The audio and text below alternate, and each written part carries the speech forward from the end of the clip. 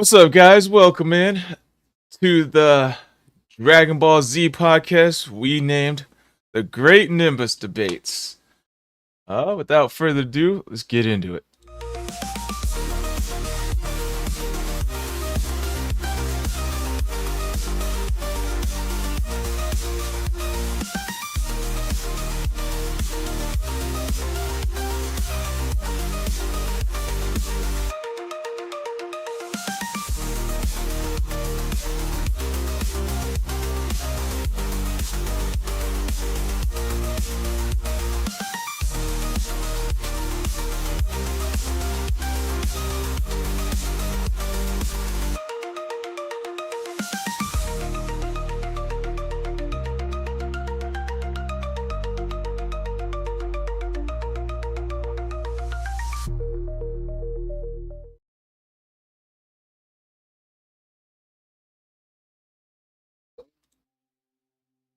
All right, guys, welcome back.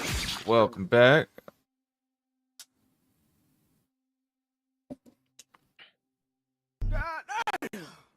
All right, so you guys know the deal. Plug your socials with your name, announcements, and should Krillin take over the Turtle Hermit School for the intro? So I am Squallrush, gaming addict, anime nerd, Dragon Ball Z fanatic, all that good stuff. And yeah, I already know about that Dragon Ball Z fanatic, because who would make a Dragon Ball Z podcast other than a Dragon Ball Z fanatic? Let's see. I got the Linktree/Squallrush. Linktree. I got a backup Linktree for my backup accounts. I forget what to put in for that, but that backup account Linktree is also my main Linktree. So be on the lookout for those. Announcements. I got a new laptop, so I'm gonna be doing some new editing on there. That's why I've been kind of slow to edit videos lately. I only got these like shorts and stuff. But one announcement is my backup account for the podcast guy's first sub the other day, so I'm kind of juiced about that. Let's see. Other than that, no other announcements. The intro question is: should Krillin take over the Turtle Hermit School?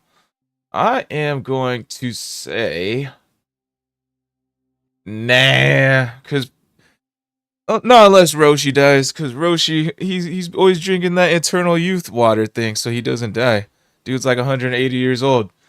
So once he dies, then or stops drinking it, then okay, yeah. Go ahead, Krillin. Let's see. From my point of view, huh? You said who? Krillin? What? Go ahead, Crow. Oh yeah. Oh yeah. I meant Seven Ninja. My bad. Nah, just kidding. I'm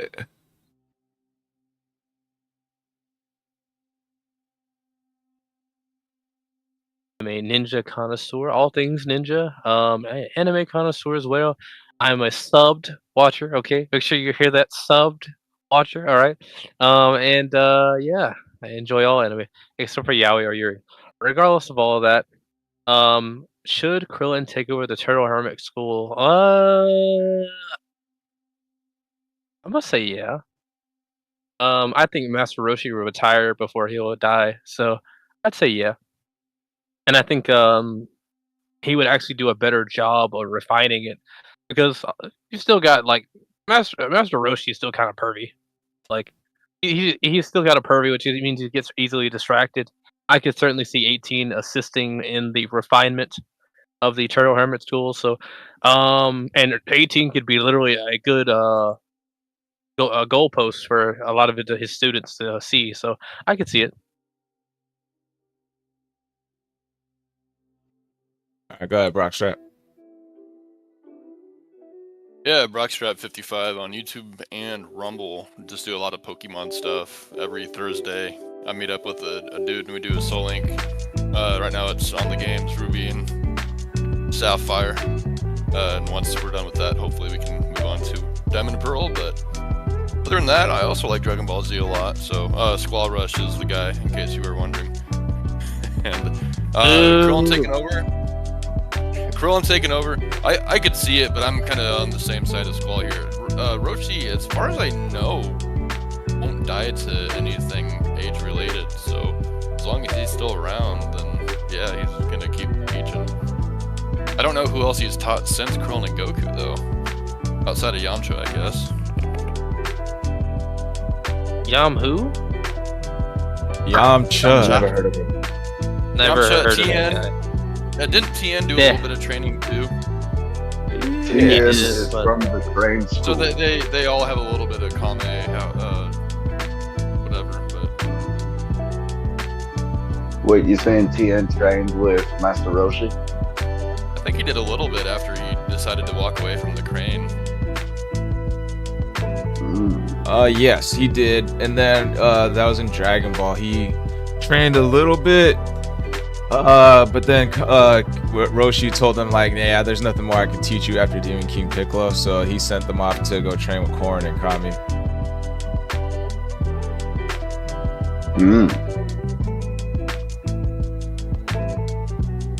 All right, super What cool cool sauce? sauce. What's up, everybody? I'm Super Cold Sauce. My real name is Hunter. You can find me on TikTok at Hunter on Tick. I am the most handsome man on this podcast. Should Krillin take over the Turtle Hermit School? I do believe he should. I think number one, he would do a better job than Master Roshi. Because if I remember correctly, Master Roshi kind of didn't even really need to teach. I think Goku and Krillin just kind of begged him and kind of forced him, and like kept begging until he accepted. But also, I think it would give Krillin enough purpose that we'd wind up seeing big things from Krillin. Because Krillin is, number one, he will rise to the occasion. That dude's gonna be there. Krillin's gonna show up. Krillin will show up knowing he's gonna lose. Like, and I mean, as far as talent and smarts and ability, I mean, Krillin has every fucking thing that you need. And he is 100% capable of being a teacher. I think that actually being a teacher would elevate Krillin on a massive level, because Krillin still has those like self-doubts. Like, we see him kind of cowardly and feeling unworthy and shit, even in Super, when really he's literally the strongest human. So I think being a teacher would give him that confidence that he lacks, and then from that would birth a fucking brand new, incredibly badass Krillin that might even beat Goku in a fight. If I'm just trying to bug slow. So yeah, I mean, I know for a fact he would do a much better job than Goku at being the teacher of the Turtle Hermit Way. And I mean, if we look at the motto of the Turtle Hermit Way, work hard, study well, and eat and sleep plenty. I mean, Krillin's got that, dude. You know, Krillin can do that better than Goku can. I mean, Goku does suck at a lot of things. Goku Especially sucks. being a dad. What was that other thing I wanted to go again? Goku sucks. But yeah, no, I really do think it would be a big moment for the show. It would be a great moment for Krillin and Krillin's character in general. And I think it would kind of complete Krillin's character in a really good way.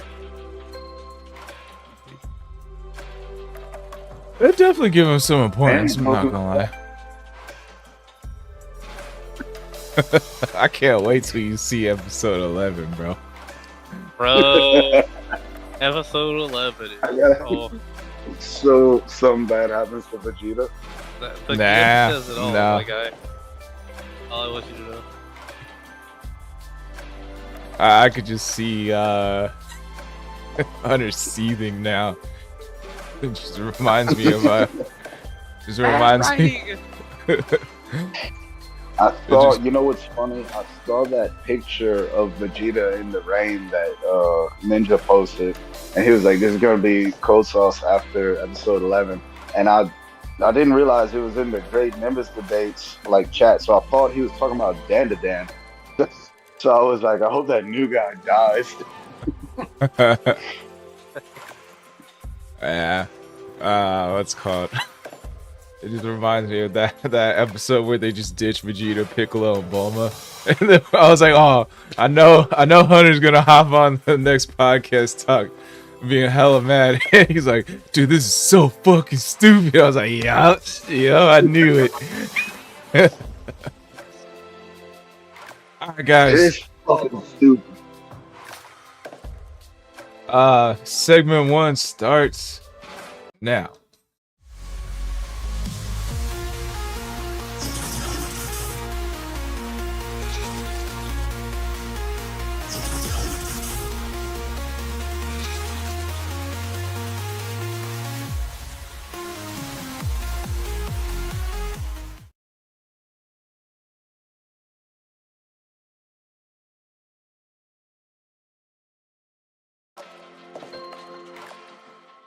That fucking clip of me and Squall and Brockstrap in the lobby is so perfect.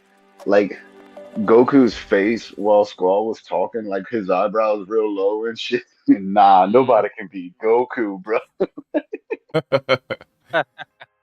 Yeah, I guess that's another announcement. What's up, Big Rich? Welcome in. I just posted a new, not new. It's been a few days now. But the short I posted of me, Brockstrap, and Secret Cold Sauce on Fortnite. That's my new highest video watched. 14,000 views. Pretty shocked at that one. I knew it'd hit like 1,000-ish at least, but I wasn't expecting 14,000. Went semi-viral. Semi-viral. Let's see. Yeah, alright, so this topic, it's a video I watched on YouTube from Saiyan Scholar. He went deep into it. I've seen his videos. So, let's debate this. Who would be the best pick or who would be the best suited to use the Kaioken? We can go once in a circle. Have you seen this one, Steven Cold Sauce? If you did, me and you will go last. I haven't seen that video. I've only seen a few of his videos. Okay, alright. Amongst Well, two? everybody in Dragon Ball. Who would be the best suited for the Kaioken? Okay. We'll go around in a circle. See Cold Sauce, since you went last time, you can go first this time. All right. The best would be the person who has the most longevity. Like the person that can like last the longest, the person that we've seen go through the most in fights and still stand. You know what I'm saying? And we can't say either of the androids because they don't have like muscles to use the Kaioken. I feel like if they can use the Kaioken, they have an infinite Kaioken. They have infinite ki. So They actually but don't it's have ki. ki, right? Oh, they don't All they have have is ki, energy. They just have energy. Mm. but it's Or infinite infinite. energy. Yes. And what is the Kaioken's energy? That's key. It's like key manipulation to Okay. amplify their power. Oh wait, they can't not have key. Right. It's in everyone. I mean, They, we've seen. I mean, you could maybe say it's not we've done the seen same them way, but use key-based techniques, yeah, and they have. they can't not have it. So technically, if they can do it, they would be the best. They would have an infinite Kaioken. I'll wait. Go ahead, Seven Ninja. Who do I think should have it? Well, if unless they can't, the Oh, yeah. answer is Krillin, because he lasts the longest out of everybody. I've seen I've Krillin got show up a and be the Piccolo. first to show up and still be standing at the end of the fight.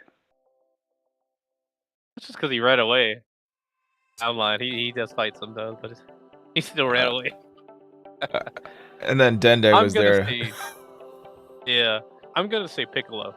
Piccolo, it comes to this idea that he can heal himself, like if he has to chop off an arm or whatever he can. And so with that idea, he could handle the, let's say he goes like Kaioken times 20. Like, yeah, it's gonna hurt, but like if he can survive, like still be intact, maybe give him a sense of being, I guess. But if he can still be intact, like he can bring himself back on his own. So I think Piccolo would be best. That's a good point.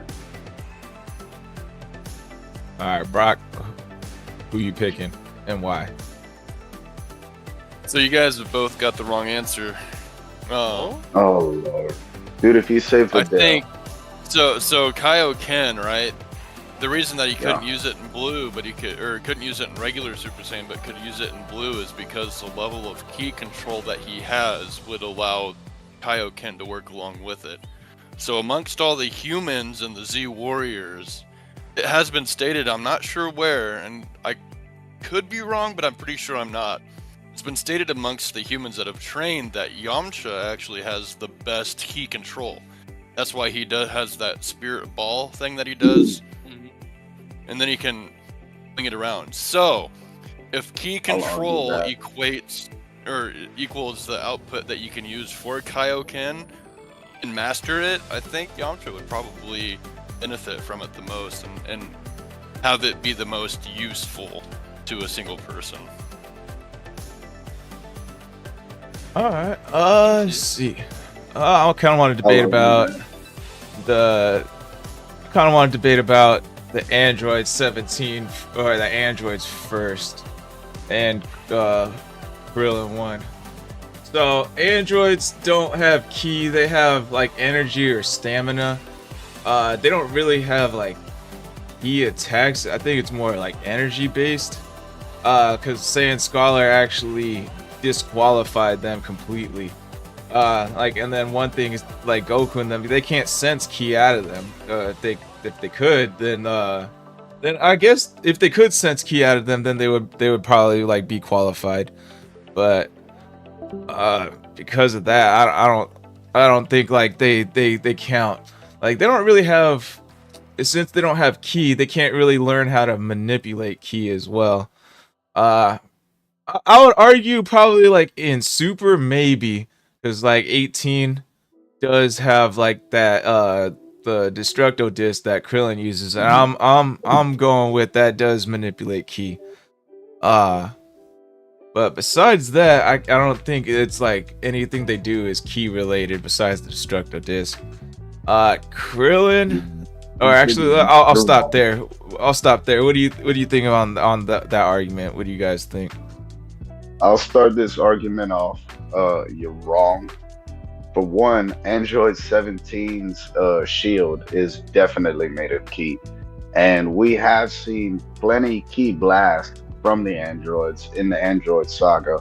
One of which was whenever I think it was 17 blew up the clothing store that 18 got those clothes from. Just to name one instance where they used a ki blast.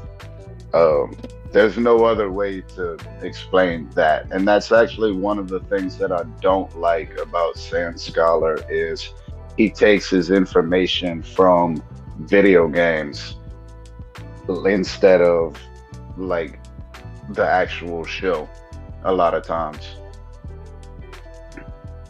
I would argue that he actually looks at the show and looks up the Daizenshu. The video game would show like that she's using ki when using ki blasts. I could see that being similar to like Android 16's Rocket Punch. It's like energy based, like it uses up battery power or whatever they got in there.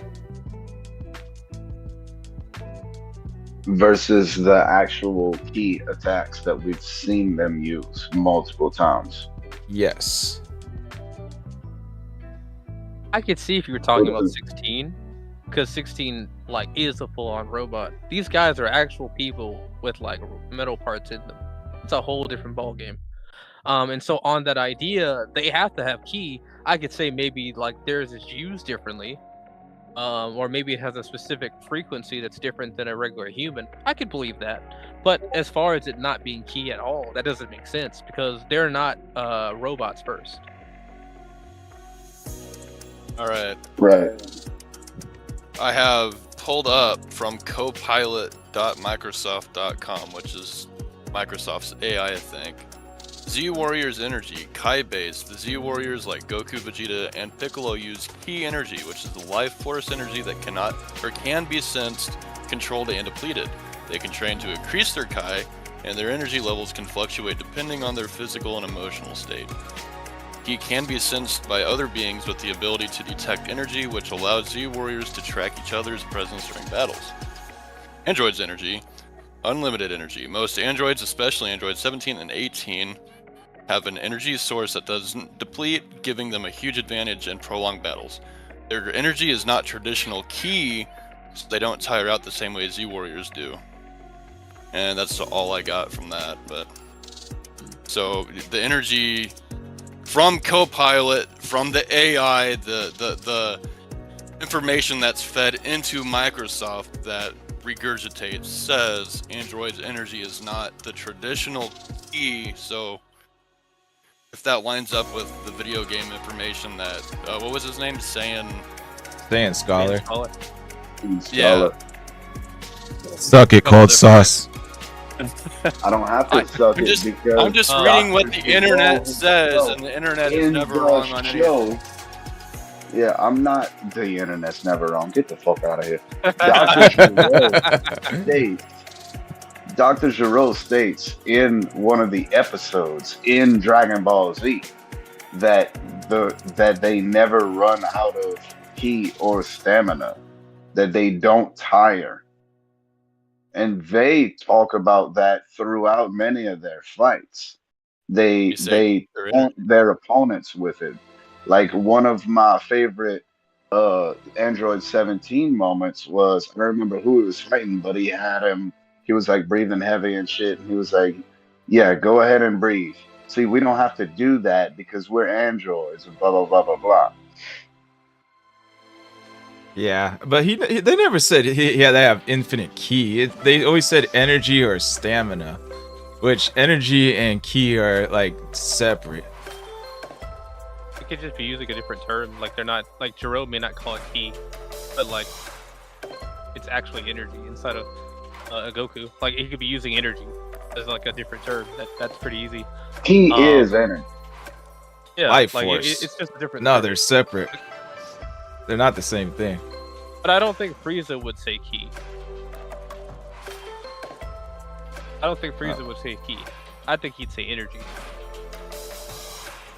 Right. You know what I'm saying? Well, that would be a word that would be like invented on Earth. Well, no, because King Kai calls it ki. So it would be a universal, like that's the name for it. Let's think about what he is though. Like he's up there and he's talking to the Saiyans or the Z fighters. And he knows that they know the word ki. Wouldn't you use the word that they know in order to tell them something? Yeah. It makes sense to me. Good point. Yeah. Wall's wrong. You wish. I also want to look at the idea of like, God key is different from regular key, so therefore, like, Which it is. Android key to be different than regular key and God key. It's just a I'll different take that. frequency at that. That's a good point. Good point. Yeah, the whole shtick on like they can't sense the energies, the android's key is like that's to me like it's a whole separate thing than like the regular key that they use, the main characters use. Let's see. The thinking Hayabusa is just gonna hop in out of nowhere. Let's well, see. actually. All right, so Krillin. Let's go. Let's move on to Krillin next. Krillin. What are your guys' thoughts on Krillin, Seven Ninja, and Brockstrap? Like, would he be a good candidate for Kaioken? Why or why not? I mean, you're talking about like the guy who's always at the fight, regardless of anybody. Krillin is always there first. It would give him an edge he just doesn't have. I mean, he's willing already. We already saw him create like a new solar flare, right? 100 times or whatever it was, solar flare. So he's willing to learn techniques to give himself an edge. I could totally believe him learning Kaioken. Maybe he's not using it as long as Goku, but just like a couple of seconds or even a split second would be enough to give him the edge. So I could see it. So would that make him like the best suited for Kaioken over like Piccolo, for instance, or Goku?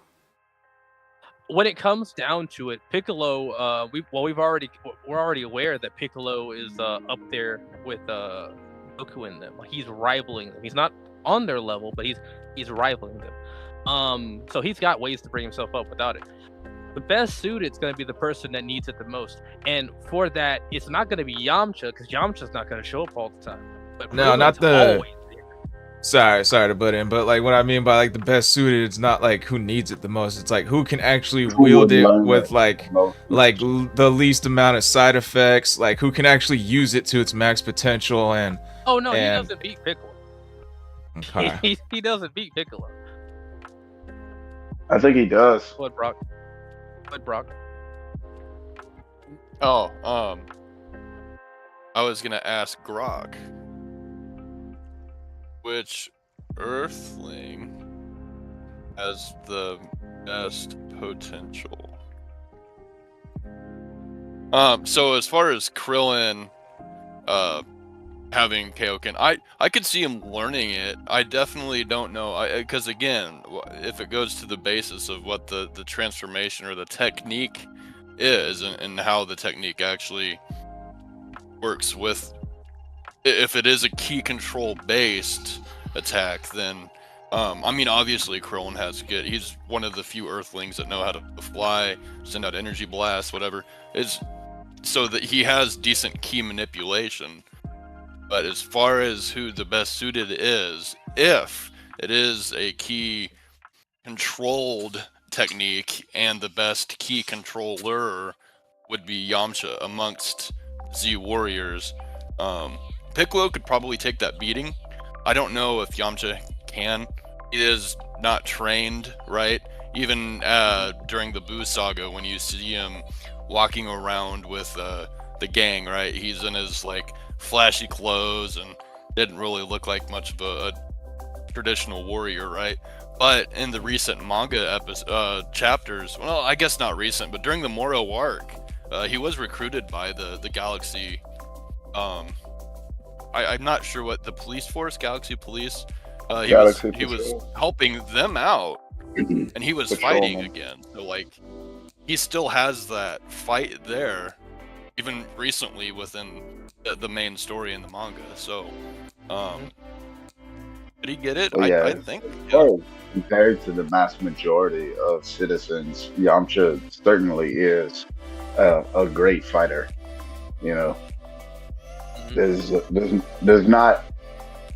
literally a handful of people from Earth that can beat him. You know, I think what we see from Yamcha later on in the story, especially after he trained like with King Kai and shit, Yamcha takes on a lot of. He could defeat a lot of the Frieza Force members from the Namek saga. So it doesn't surprise me that he went with the Galactic Patrol. So for Hunter and Brockstrap, so we're counting all characters. So Yamcha and Krillin, when they used the Kaioken, remember when Goku first used it against Vegeta? It tore his body to shreds. And like after Yamcha came up, after Goku blasted Vegeta away with that awesome ass beam struggle, Yamcha came up, smacked him on the arm, and he screamed in pain. Cause he pushed himself to the limit.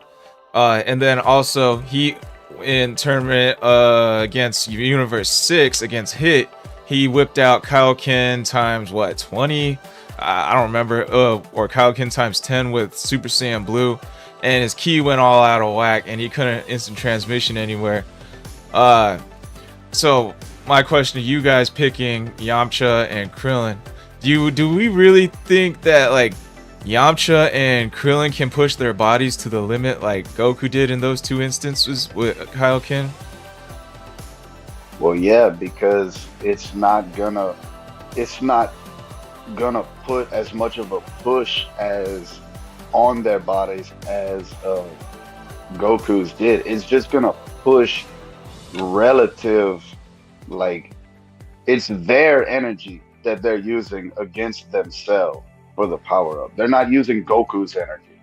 You know, if they used Goku's Kaioken, they would die. But they're using their Kaioken.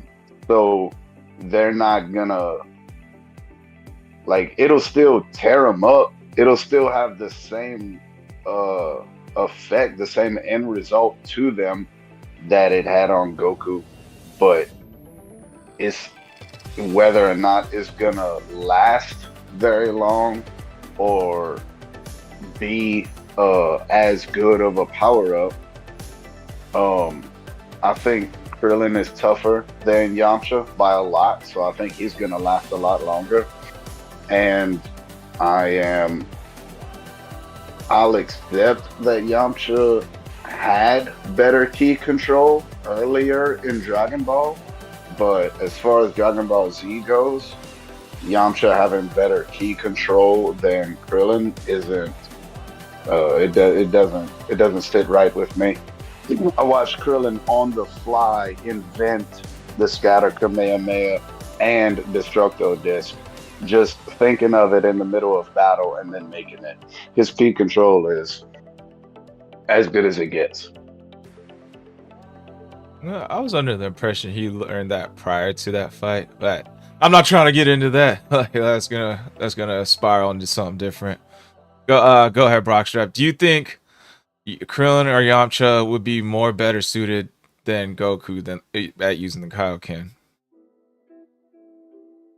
I would imagine equating ki control probably to, say, music, right? Some people say there's two types of musicians.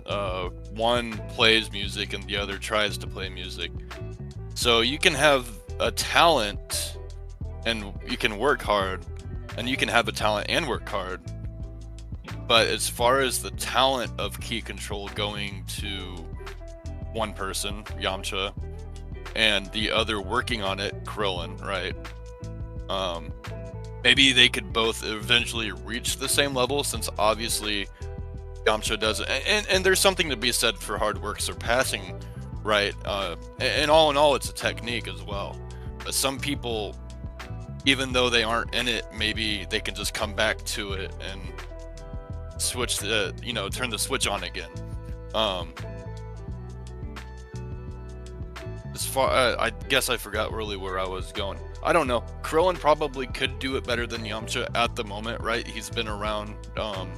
As far as fighting, though, I don't really know how much fighting Krillin ever does necessarily. He had that little spat with Imperfect Cell. He didn't really fight in the Cell Saga, though, right? He got his butt whooped by a Cell Jr., as did everybody else. he does police work, I guess, in Super, but no fighting really up until the Tournament of Power. No, that's not true. When Frieza's and forces came to invade, he fought off some of Frieza's forces in the Resurrection F. What was Yamcha But, I during mean- that fight? Exactly. But that's what I'm saying though. Like all this experience that Krillin does have really isn't like a whole lot more than at the end of Z comparative to Yamcha. He tries to fight off Super Buu at the Kami's lookout when Super Buu finally makes his way up there. He's planning on fighting in the tournament, but never gets there. Right. You got in plenty fights on Mammoth. I mean, yeah, that's the only like super like large amount of experience over Yamcha that he gets within that, you know. But they're all training at the lookout together before the Saiyans come. They're all training fought together Solomon, again at some point. And he fought Nappa. Yamcha Remember, only he died. does train with 18. He does train with 18. Like, I believe that That's is true. Like, so, So okay, I mean, there's a lot more. Yeah, okay, I'll agree with that. But as far then as like, if Yamcha the- also was like retired from fighting. Like you right. don't see No, I him. don't disagree with that. I don't disagree Right. with that. But if we're going with just Kaioken, like again down to its roots, if it's a key based manipulation technique, right? Because it's a power up. Don't get me wrong, but we all came to the conclusion, I think, a few Great Nimbus debates ago that Kaioken is a technique, and it goes relative to the base power, right? So if Goku's base power is this, and Yamcha's base power is this, and Goku uses the 20 times multiplier, and then Yamcha, 2 maybe, he goes up to here. So like, I don't know what, I mean, Goku obviously, like Squall was saying, he got smacked on the back and he was in an excruciating pain because he tore his body up to that point to where, you know, he did what he needed to do to fight Vegeta. But assuming Yamcha has that better technique for the key control to make the technique not have that kind of drawback, and especially not use it. I can't imagine a time where Yamcha would even be in a fight that Goku and Vegeta wouldn't be part of already, right? To where he would need to exert himself like to that degree. So anyway, they could both do it. I'd imagine maybe Krillin probably would be better at it. Thinking of the training with 18 that I completely forgot about. Oh, I think Yamcha did some training too in Super, where he's now able to defeat some Moro goons. But so far I think Seven Ninjas on the right track here, because when I'm thinking about Kaioken, I'm thinking about like the damage it does to your body, like how far can you push it. Can you like, cause like Goku, like King Kai told Goku, like only go past like a double, don't go any higher than a double. He went to triple and tore his body up, and he even went to ×4 in that awesome beam clash. Like I can't really see Krillin or Yamcha doing something like that, pushing their bodies past their limits. Like it's about like tenacity, mental power. Like I could see Piccolo more doing like this thing because he can regenerate, versus like Yamcha and Krillin cannot. So what are your guys' responses to that? Do I need to remind you that Krillin had Frieza's fucking horn through his torso and still got up to fight after?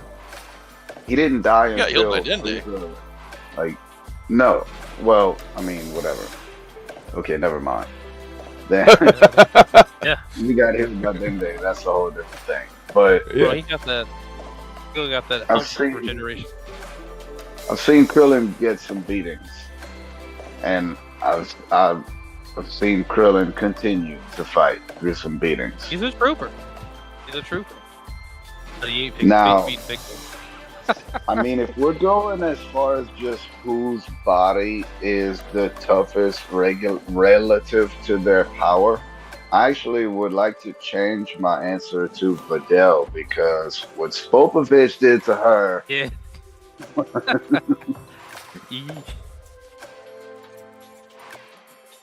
And she stopped wanting to fight. I mean, Popovich, I would argue like the Kaioken would probably do more damage to Videl than Spopovich's weak ass. Bro, I bro, don't I know, just bro. thought about it. Majin Buu with Kaioken is even better. Holy Typical. shit. He would never worry. He would never tire out. His body Bro. regenerates. What if he was in that state? What if Kaioken was always active for Buu? No, that's just what we saw. Well, that that's would be not kinda true because that's a Kai magic, and Majin and Kai magic doesn't mix. cool. Yeah, maybe now. Not back then. Nah, I'm messing with you. Okay, MMO. So Yeah, what is? it seems like most of us are choosing Krillin. No, not I'll even stand close. on my Piccolo hill. I mean, but 7 Ninja, you're getting more on the right track. Majin Buu would be a decent. It's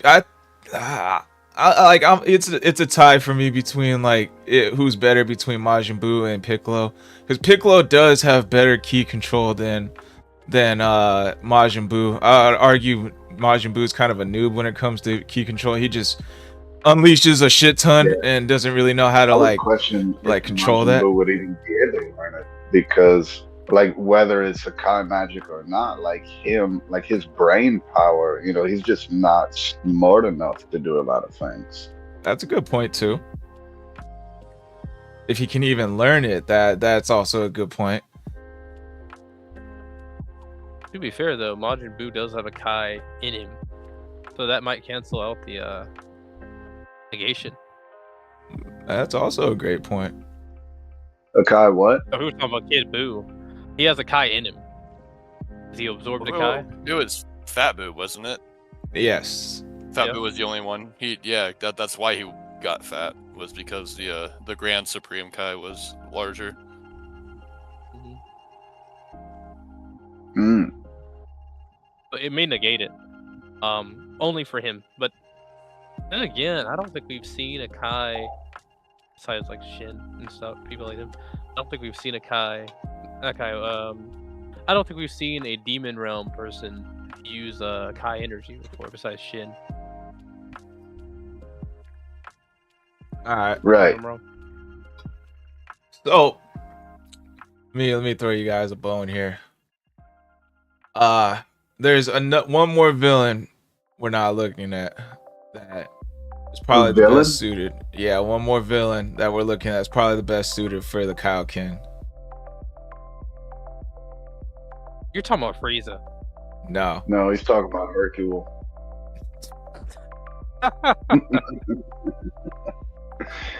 A villain? Okay, wait. You can't throw can't us be Broly. that bone. No. No, he was never No. a villain. Can't be Broly. I'm talking about Cell. I mean, I guess. Because he can regenerate. Of course, he didn't know how to regenerate that one time, so he might have died there. He does. I mean, I would argue that Cell has perfect key manipulation because all of his techniques are done first try. He's never practiced a single technique, and we've seen him use all of them: Solar Flare, Special Beam Cannon, Kamehameha. Then he's Never got the practiced once. He's got the Zenkai boosts. He's got Saiyan cells in him. I think maybe even Frieza cell in him. He's got Earthling cells in him. He's got Piccolo cells in him. So like when he exploded, he killed him. I don't want to say that. He offed himself, when he exploded himself, he instantly regenerated all the way back and got the Zenkai boost. So he can literally tear himself to shreds 10 times over with the Kaioken and regenerate it all back in an instant and get a Zenkai He can cause boost. those Zenkais. He can cause those Zenkais. Mm-hmm. Oh man, that'd be rough. That'd be tough. Oh man. Yeah. And, let's not forget, I mean, he did chop off a finger and throw it across the planet right before Gohan disintegrated him. So there is another cell somewhere out there. I hope. I wish. So, what are you guys' thoughts to Cell like versus Piccolo and Yamcha, Krillin? Brockstrap, we'll start with you. I mean, yeah, obviously I don't know if it's a technique. I mean, he already knows Solar Flare. I mean, all the techniques, technically, all the Z Warriors already had. So what's not to say that he can't? I would Well, argue hold on. Goku used Kaioken against Vegeta, and that's one of the fights that was studied by Gero. I mean, when you're thinking about like muscle memory, like you can forget stuff, like riding a bike. Like you haven't rode a bike. Maybe you haven't rode a bike in years, but like you still remember, like in your body still remembers how to ride a bike. So it's possible that like Cell is remembering that. Now, I don't think we've ever seen Cell do a new attack, but we've seen him do old attacks. So it's possible to believe that we've never seen him do Kaioken. Yeah, we've never seen him do Kaioken. So Right. I don't think he could possibly copy that one. I'm not sure why, but I don't think he could possibly copy that one. Maybe just because he And in fact, we should have.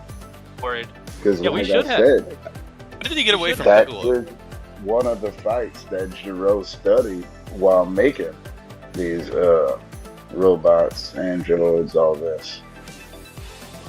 How did he escape Piccolo after the Kami fusion and hit the imperfect form? Solar Flare. Yeah.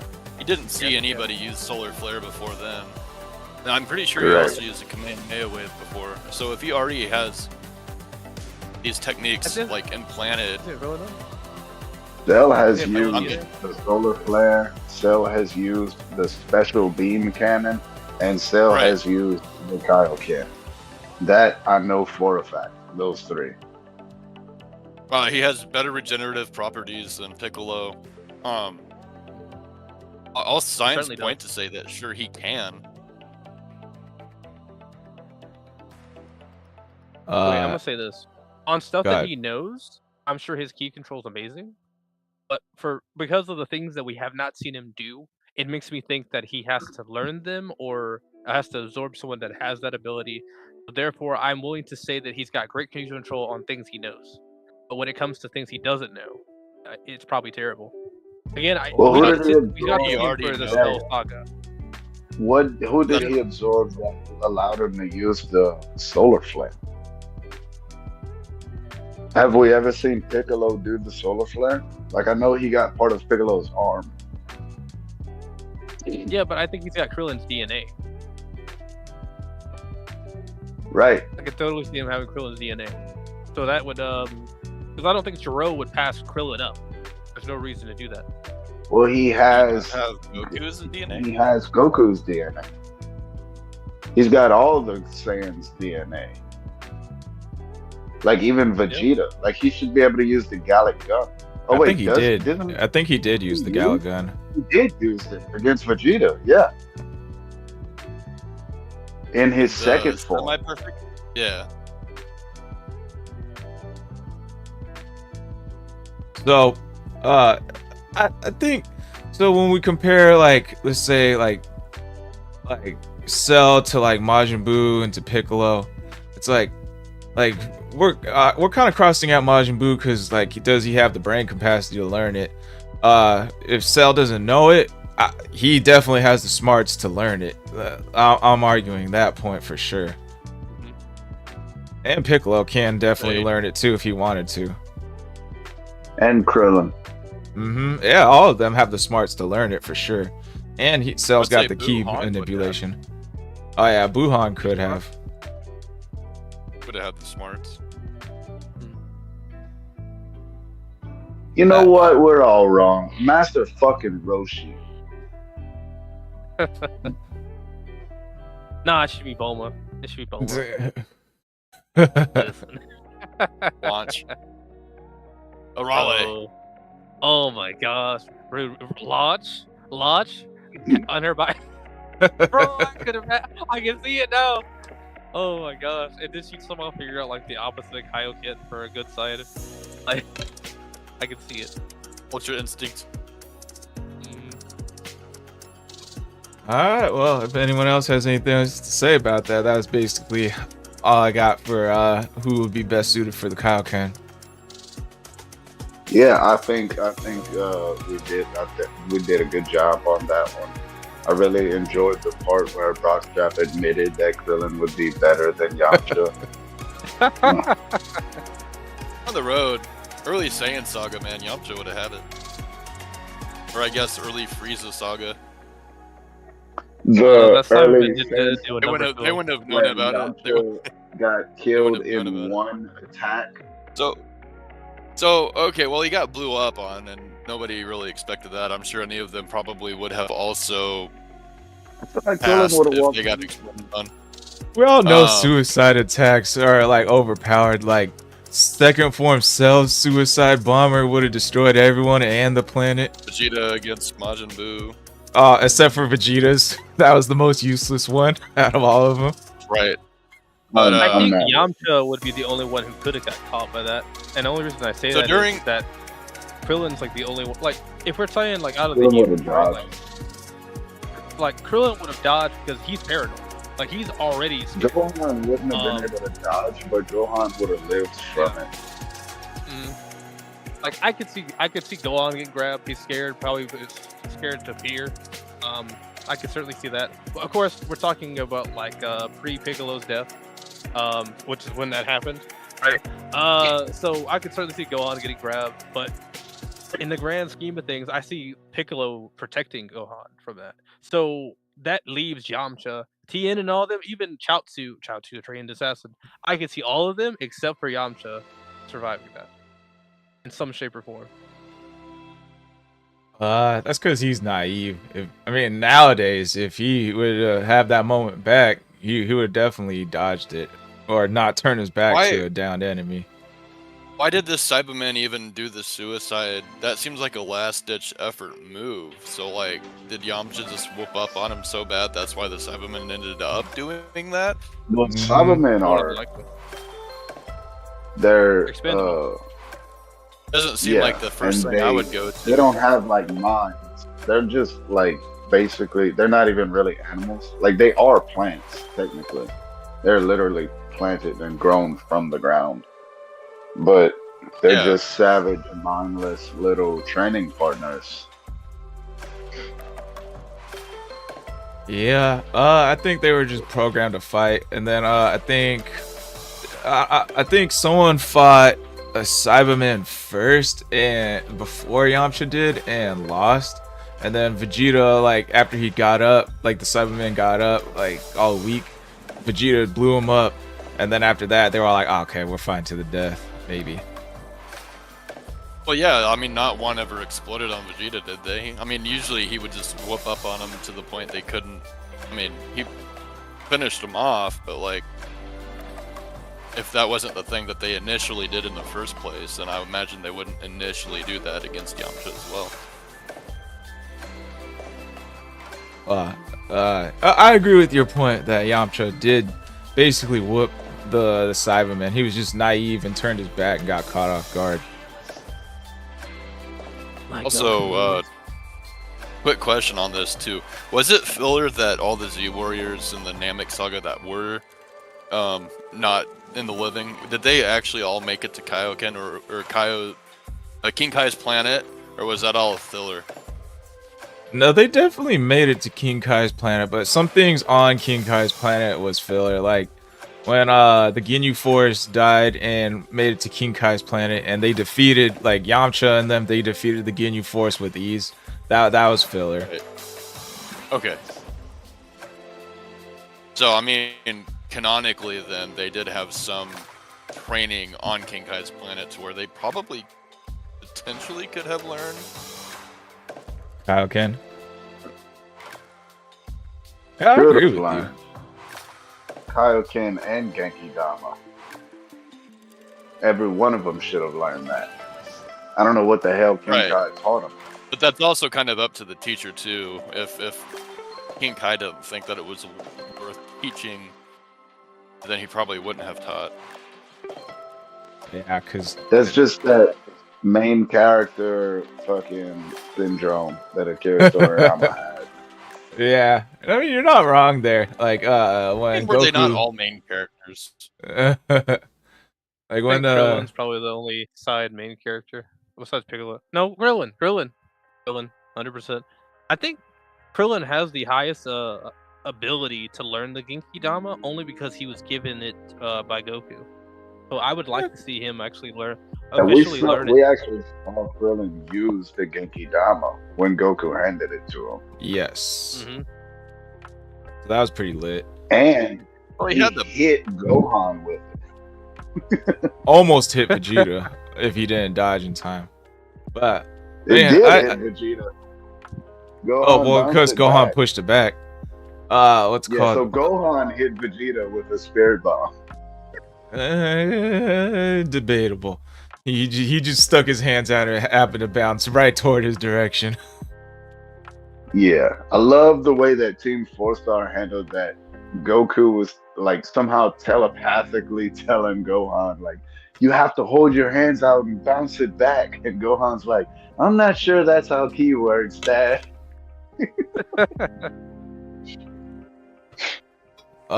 So there's a couple things like I did see a what if scenario of like a manga where Gohan actually died against Cell and it was Goten.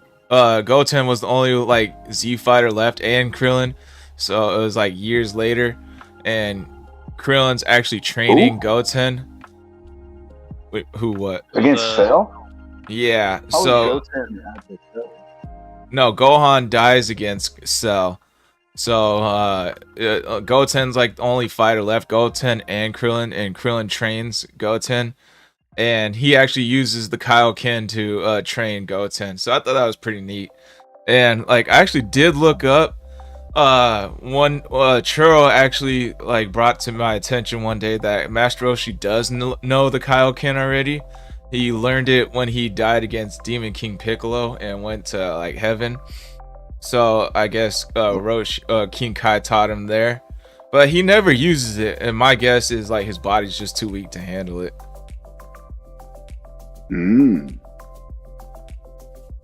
Well, So when are we gonna do Also, Dragon Ball Kakume for the new group? Mhm. what is I that? forgot about that one, to be honest. It's like a manga. Because like you would love it, Oh. Cold Sauce. They give Vegeta his flowers. Really? They give Vegeta his flowers. Oh. Yeah, but it's a manga? It's a Handmade, I believe. I'll send you something for it. I'll send you some for it. You're already think you'll turning like him off. I can't read it. Like I can't read manga. You can't read. I can't read mangas because every time I try, like they write them backwards. So like I'm trying to figure out which bubble is like they don't. If they numbered the fucking bubbles, I would be able to read manga, but I can't because they're stupid because they're Japanese. So, Up, right to left, down, right to left. Top panels, right but to left. quick side note, Bottom panel. my cousin Ryan told me this. The Dragon Ball Fighters or maybe Fighter Z, they're no longer gonna get any updates in that game. And so their final like swan song kind of send off update was they just buffed every character, like really powerful. Glorious. Interesting. Yeah. Now Goku will be weaker. And so so many Gokus in that game, it's crazy. Alright, guys. Segment 2. What do we want to do? Dragon Ball Diamond discussion or your guys' topics? I don't know how much more time you got, Secret Cold Sauce. I haven't gotten the notification saying the battery's low, so I don't know either. Okay. Alright. But I So I can get out now if y'all want to go to Diamond. it's up to you guys. Like, Why don't You we don't do mind Cold spoilers Sauce's or not? Topic? Huh? Why don't we do Cold Sauce's topic? Alright, Cold first, like Sauce. he's got a topic. and then we'll do the anime. Well, what's your... What topic? Yeah, You we'll start have with one. you. Wait, what? We'll start you with if you your have one. topic. I'm gonna play the segment 2 video, and then we'll start your topic.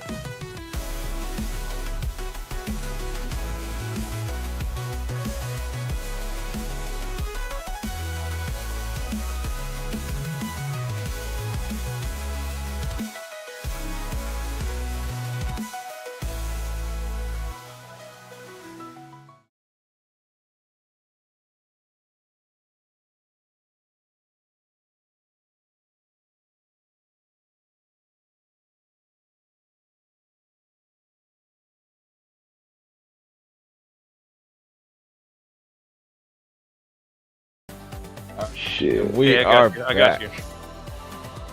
Okay, I got you. If instead of Goku, if Vegeta killed Frieza, how do you think the story would go? Hmm. I mean, I don't think it would have changed at all. But Vegeta should have been the one to kill Frieza. I don't think any of us would deny that. Like, genuinely. I know Squall would say it just to be a dick, but, like, that was Vegeta's fight. But as far as the story going any different, are you talking about on Planet Namek? He kills. Maybe he's the one that goes Super Saiyan. Goku is the one who ends up dying, and he's like, Vegeta, you gotta stop him. Look, I know we didn't spend that much time together, but listen, there's a whole planet you can stay on. I'll treat you right. There's a woman there you can hook up with, whatever. Still is. Still from. I don't see that happening. Go bang my best friend. You're in such fan fiction territory right now. Like, Hey. Goku has never talked like that. The first problem I got with this is like, why is like when Goku dies, like the part where Goku dies, like because like when Goku first arrives to fight, Vegeta's already like beaten to a pulp, like he did.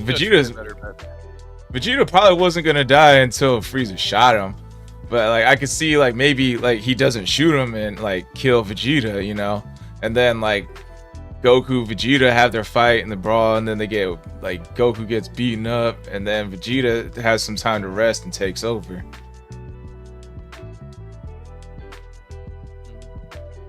Show him what it really means to be Super Saiyan. Well, I mean, if Vegeta went Super Saiyan and beat Frieza on Namek instead of Goku, then Vegeta definitely doesn't come back to Earth. Well, actually, maybe he does, because the reason he comes back to Earth was to have that fight with Goku, right? Mm-hmm. And then somehow, when Goku shows up, he doesn't start fighting him. So, I mean, look, I don't want to say Bulma gave him that Gart 5000. Says Buns changes the man.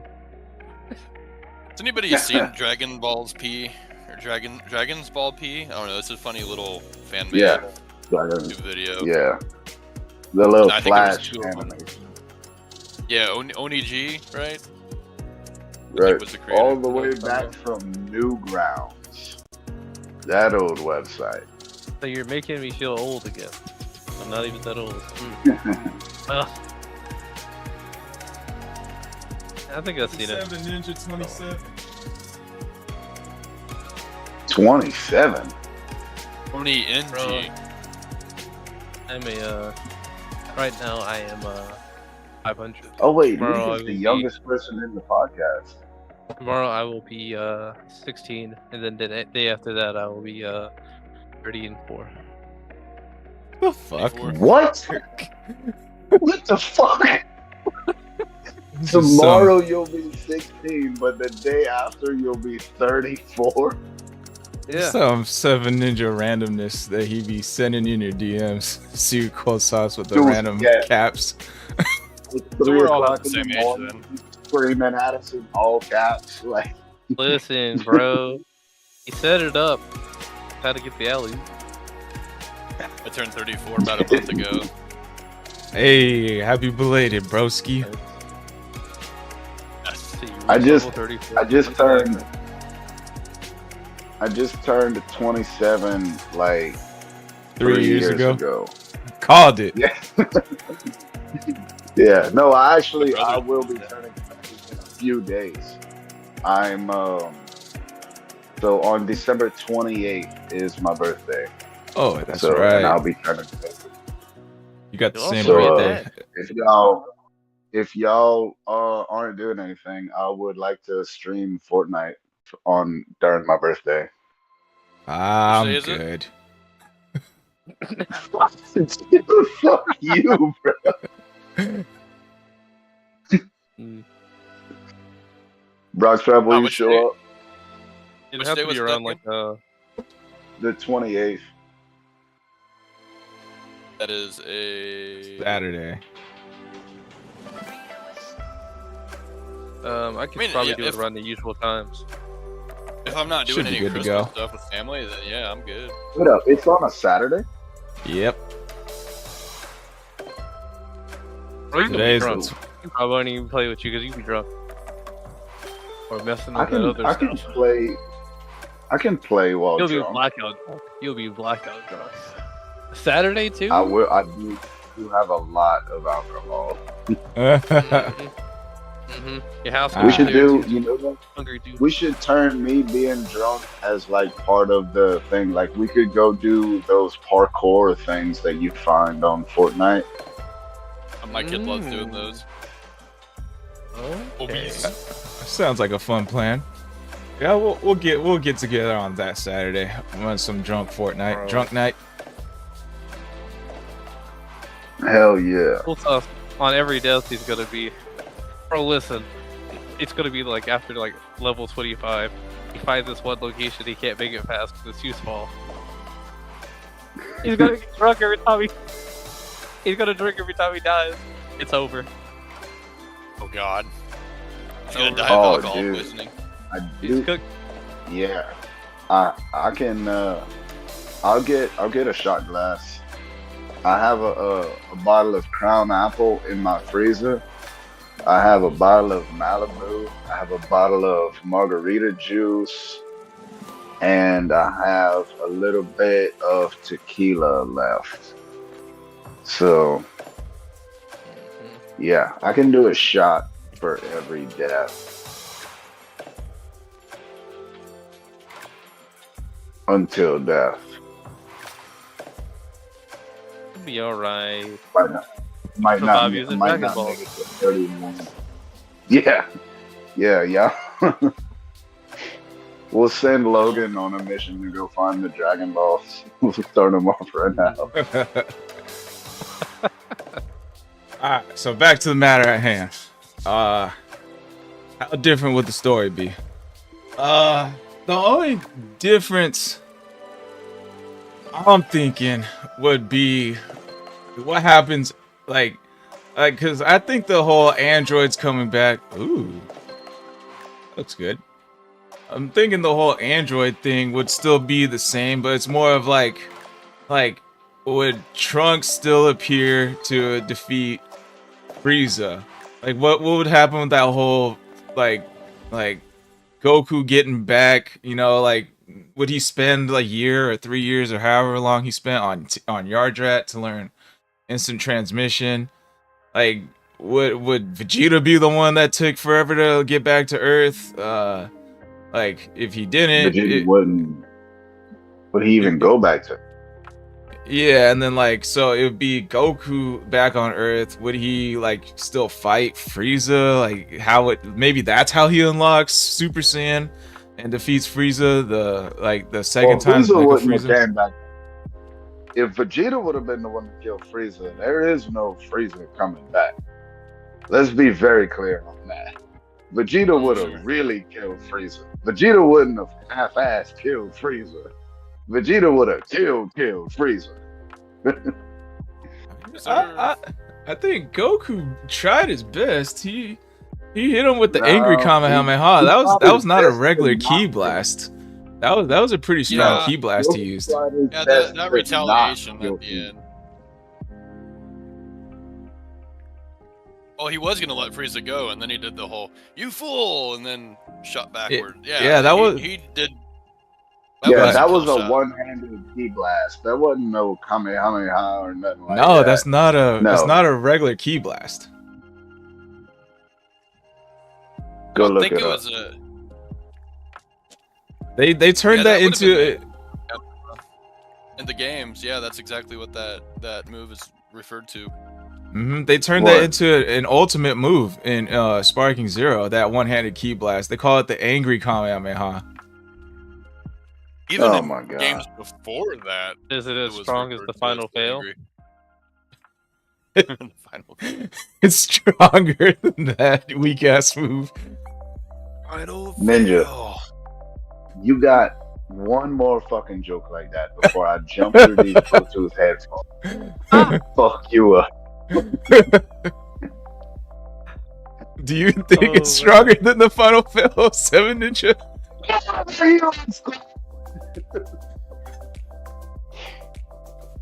What do you? So you agree with me, right, Brock? That's not a normal ki blast. That's a pretty strong move he used to finish off. Who tried to finish off?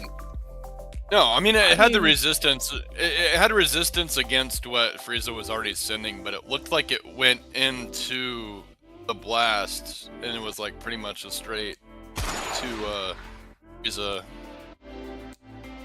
Hold on. I mean, wait a minute, guys. Hold on. We're forgetting something. Frieza was beaten. It was yellow. He was beaten. He already chopped himself in half. He was already chopped in half. Goku gave him energy. He was beaten. Okay. And Goku's not gonna overdo it. That attack against Goku. So it's not like you know, can't imagine Vegeta would give him energy. Once he shot that attack, all that energy Goku gave him was in that attack. And so he's, you know, back to the form he was in before Goku gave him that energy.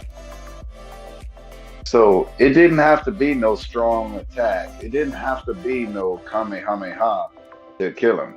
But the question right now is, would Frieza have been put back together and come back to Earth if Vegeta would have been the one to kill him? And the answer is no. Vegeta wouldn't have left any remnants of that dude. I actually can see Vegeta breaking him down piece by piece like he did Vegeta at the end of before he killed him. I actually see Vegeta breaking Frieza down, and that would be to a point where you know, after he's killed him physically, he's just gonna erase him. Yeah, like Trunks did. Except Vegeta would have took his good, sweet, methodical time on it. The amount of, like, the difference in power that Super Saiyan Goku had versus Frieza, like, he was just straight up fucking, he was like an adult against a child. Yep. Yeah. It was amazing. It's like me against Squall.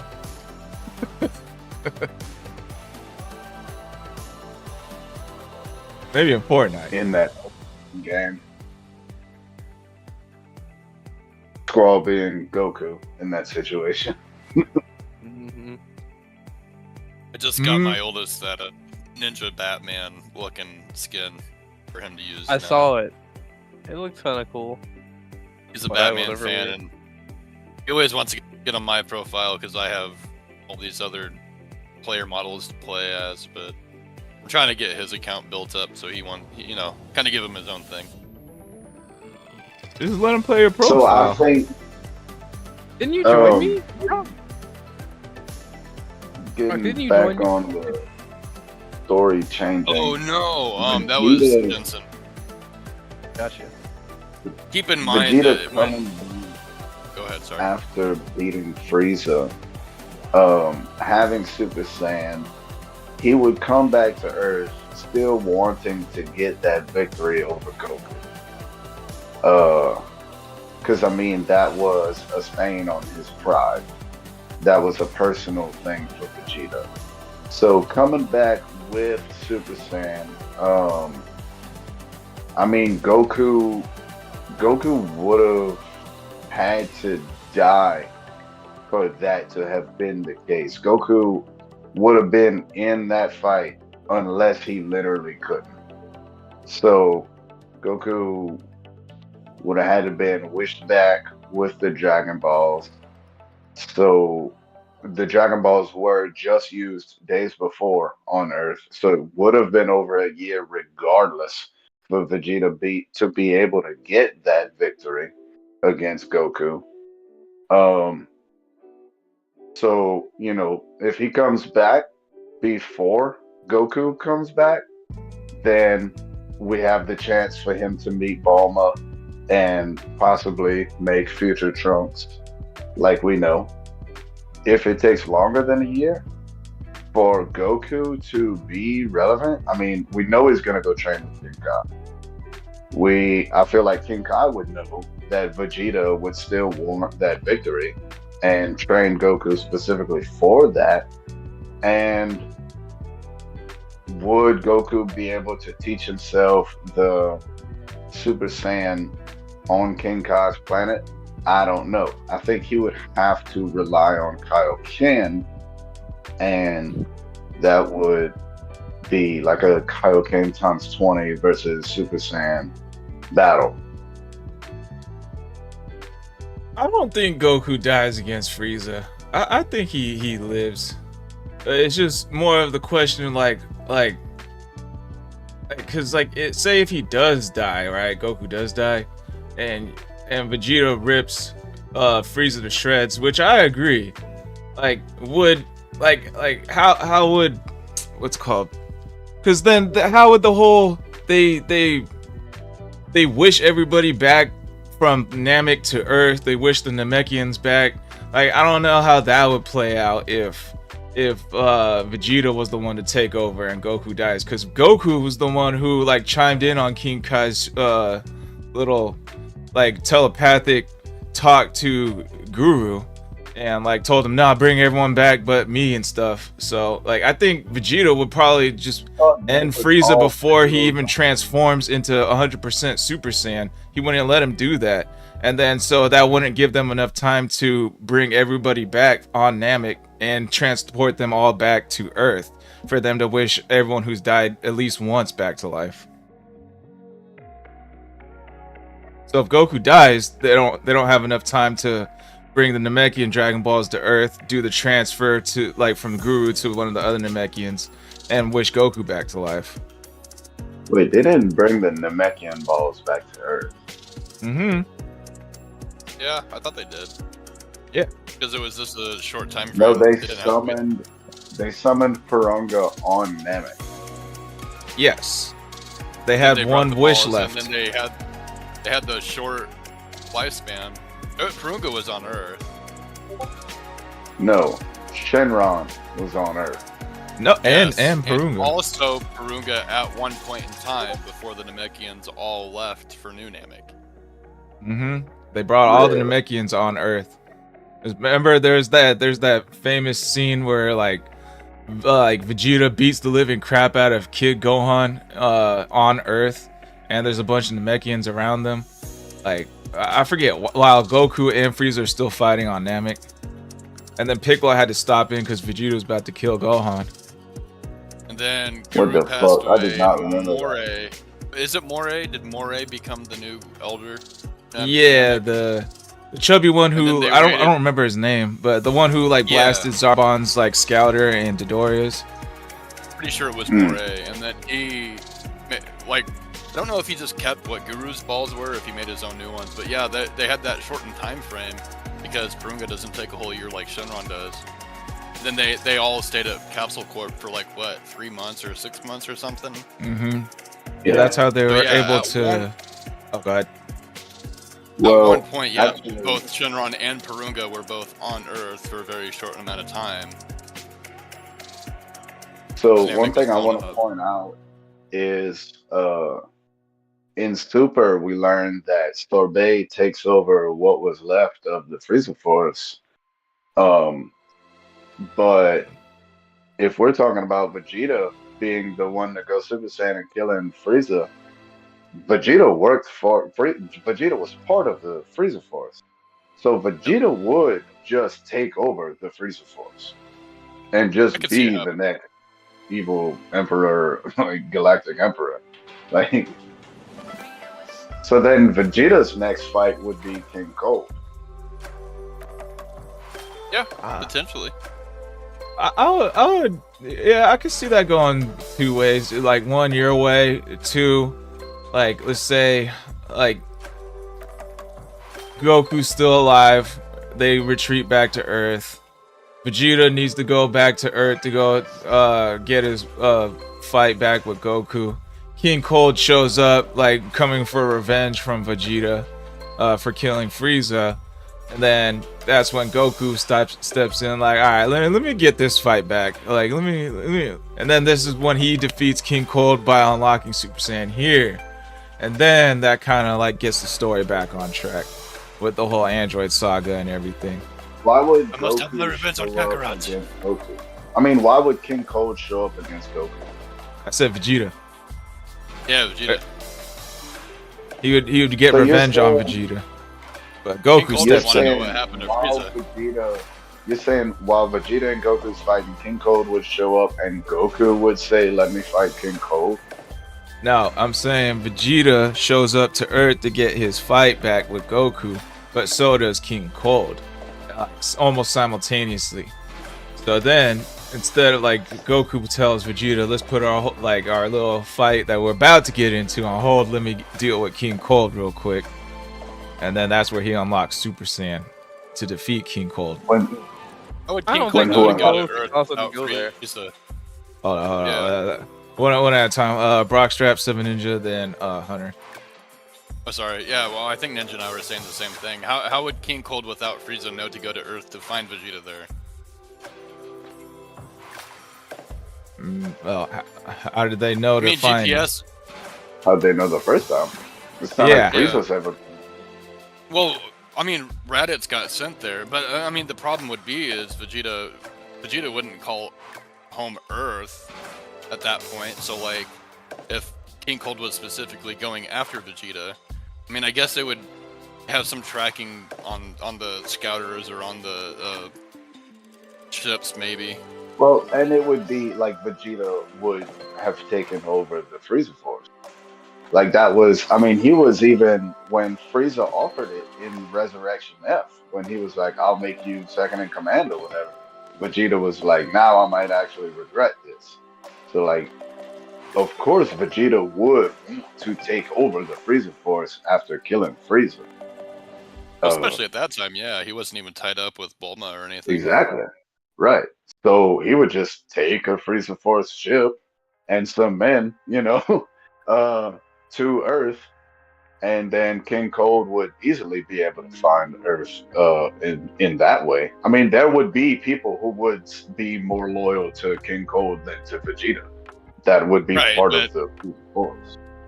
Or would King Vegeta Cold Force. be able to get to Earth like that quickly? Because he wouldn't even know about Earth until Vegeta landed there. How vast Well, is he this would universe? just. Well, I mean, look, it could be a simple case of Vegeta saying, "Hey, you, and you, we're all taking this ship to this place," and then someone who overheard that, who's loyal to King Cold, just says, "Hey, Vegeta's on this ship going somewhere for a fight." And Right. King Cold would be, "Come with me, we're following it." So King Cold could be right behind him the whole time. I'm just trying to get technical on this because in the Saiyan pods, it took Vegeta and Nappa a whole entire year to get from wherever they were. I'd imagine like a whole mothership might be a bit faster, but like depending on where they were relative to where King. I mean, it took a whole year for them to travel all the way to Earth. So I guess I wouldn't know the distance, but assuming that would be, or even if you half that time, it would be a half a year before theoretically King Cold could even get there. So I doubt that's how long Goku and Vegeta's fight would last. I was saying that, like, why would Goku become Super Saiyan versus King Cold? At the end of the day, when he was fighting Trunks, he thought all the power was in his sword, which makes me think that King Cold's not that strong to begin with. I don't even think he can transform, matter of fact. I know he's supposed to be one of the unique ones, but in the grand scheme of things, I don't see King Cold being roughly as strong as Frieza is. So, like, I don't see Goku going Super Saiyan at all. There's like a what if manga on like what if like Trunks never showed up, and Goku ended up fighting King Cold and Frieza. Yeah, like King Cold did transform in the what if. Like, I'm not saying like he can or can't in like actual canon, but I would argue he probably can if like a lot of us are thinking it. He's already in his second form state, like non-stop. Like, what's to say he can't go higher? Well, my thing is, in Super, in Resurrection F, so they, when he finds out that he gets 2 wishes, one of his ideas is, we could bring back King Cold, then we'd really be unstoppable, which kind of seems to refer to King Cold as stronger than Frieza was. I don't know about that one. I think he could be powerful.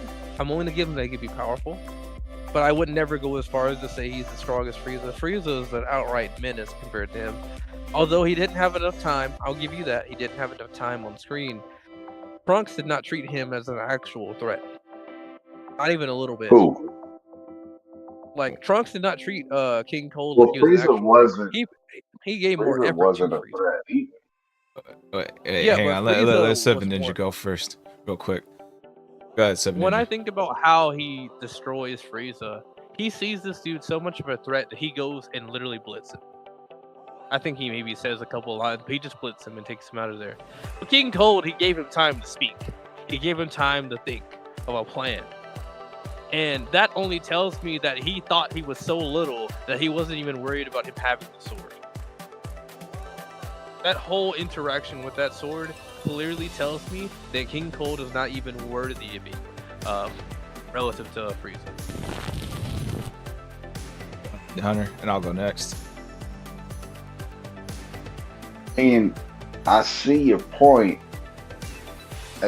but like King Cold thinking that the sword was the reason that Trunks was so strong, so he tried to get the sword.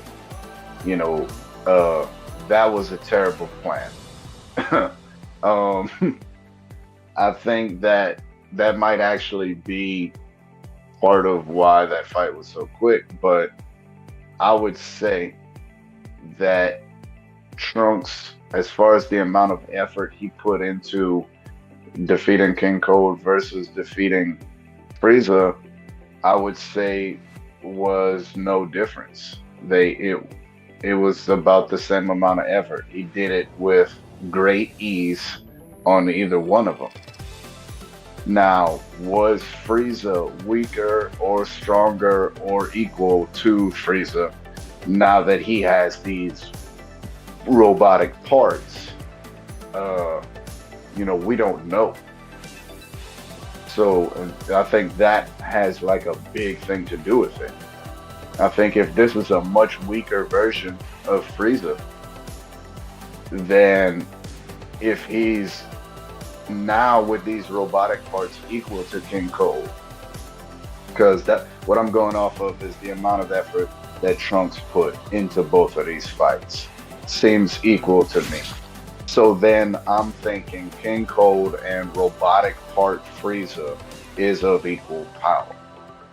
So whether or not King Cold was stronger than Frieza without the robotic parts or not, it's still, we know for a fact King Cold is still stronger than everyone but Frieza, if not Frieza, because it was King Cold's empire before it was the Frieza empire. So, or Frieza Force, or whatever you want to call it.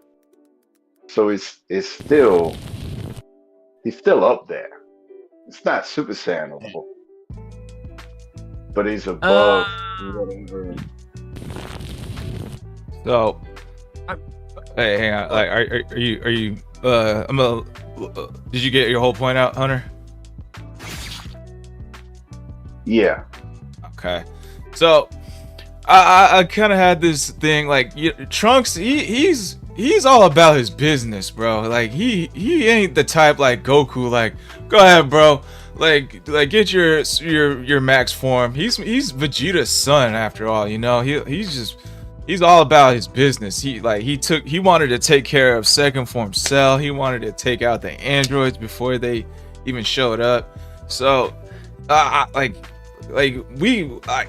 assuming that he didn't. He's taking out King Cold before he can even like achieve anything higher than his second form. And like on the another note, like King Cold was he was naive. He couldn't sense ki. He didn't know what a Super Saiyan was. He didn't even know who Goku was, and that's the whole reason why they were even on Earth. Like I remember like when they said Goku, he was like, "What's a Goku?" Like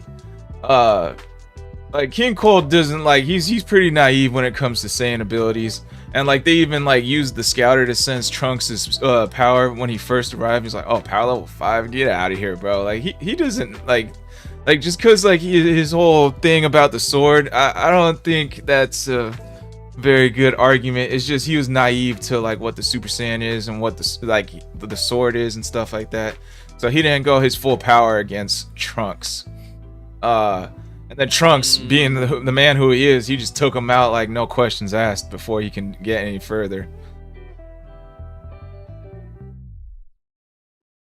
I don't know about that one. I think Cold Sauce, you brought up Sorbet. Sorbet, maybe he is a tactical genius to some degree, but he's not a fighter, right? And what I mean by that is that like he's thinking like, oh, but back in the day, you know, Frieza was super powerful, and Cold is super powerful. But we're talking about back in the day with Dragon Ball Z versus like Super, where they're out here fighting gods and stuff like that, or godlike beings. Like, those are entirely two different situations. So yeah, if I'm a person that remembers, oh, back in the day, my leader was this powerful, I'm gonna say like, oh, well, Cold's gonna be super powerful. But I don't think I would ever go as far as to say that Cold is the strongest Frieza. I'll never say that. And the only reason is that here's the thing. Trunks is a guy who says, listen, if a threat's serious enough, I'm taking it out. It does not matter. And when it comes to Frieza, it was first thing he did. He said, I'm taking him out. But with Cold, he wasn't worried about Cold to a point where he gave him time to think of a plan. It was a bad plan, like you said. But he gave him time to think of a plan because he was not worried about this dude. He could sense his ki. He knew how powerful he was. It was obvious. And he destroyed him.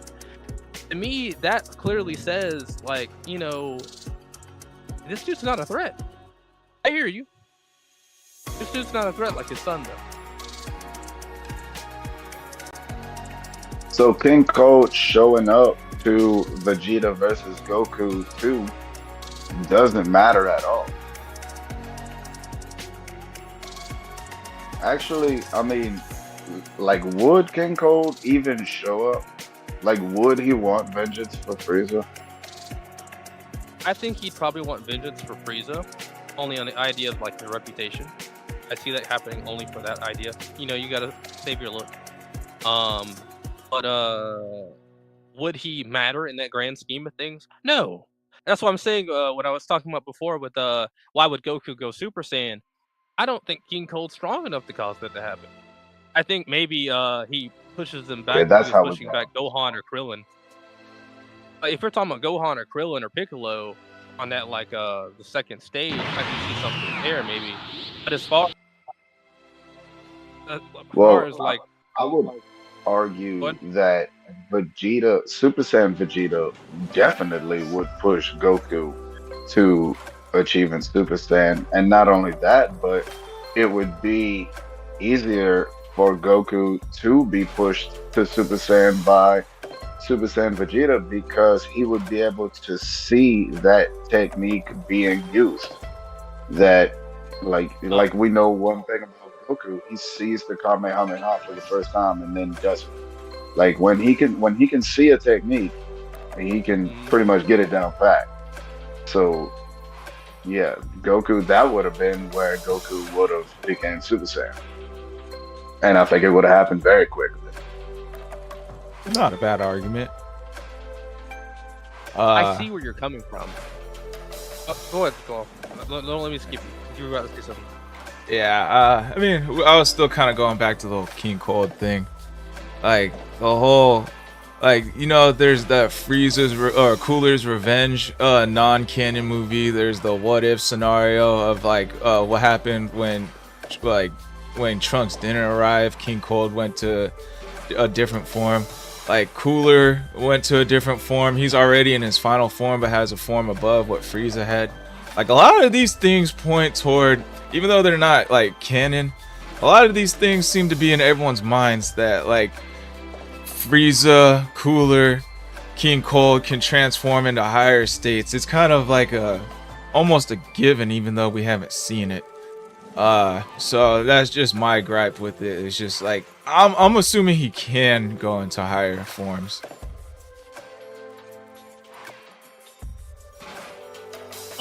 I did want to say this though about like I believe it was Cold Sauce that said that Vegeta would take over the Freezer Force.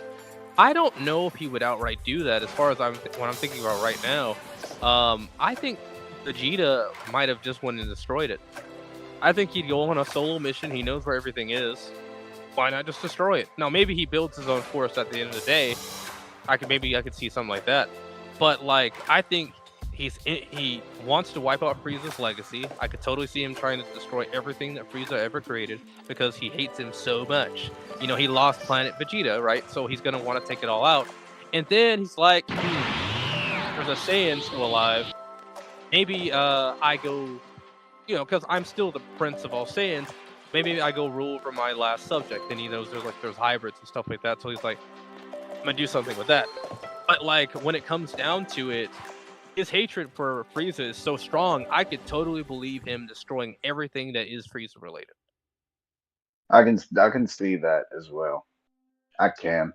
But I also still would lean more towards him taking it over because the hatred for Frieza, because he blew up planet Vegeta, yeah, it's there and it's a lot. And he kills Frieza after going Super Saiyan in this scenario, but also he grew up in the Frieza Force, right? Like he was like 8 years old when him and Nappa and Raditz became part of the Frieza Force. So, I mean, that is. I don't want to sound sentimental while talking about Vegeta, but that's the only home that he knows. Right. You know.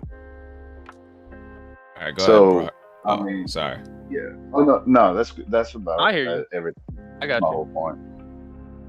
No, I basically I agree with Hunter on that point. Like, if that's all you knew, and also why did Frieza even take over the Saiyans in the first place? Like, why did he utilize them? They were a race that was already fighting, already conquering, so that's why they were basically. I don't know how to say it necessarily, but Frieza took over them, right? Like he went there and well, I guess King Cold initially took them over, and then Frieza eventually got the throne. But if they were already a race that was doing that, then yeah, I wouldn't see Vegeta like changing the status quo necessarily. If he were to take over, I can't see anything that would make him think like, oh, hey, we've been doing everything wrong for the past forever, right? Like, so yeah, taking over the Frieza Force, I think would be probably something.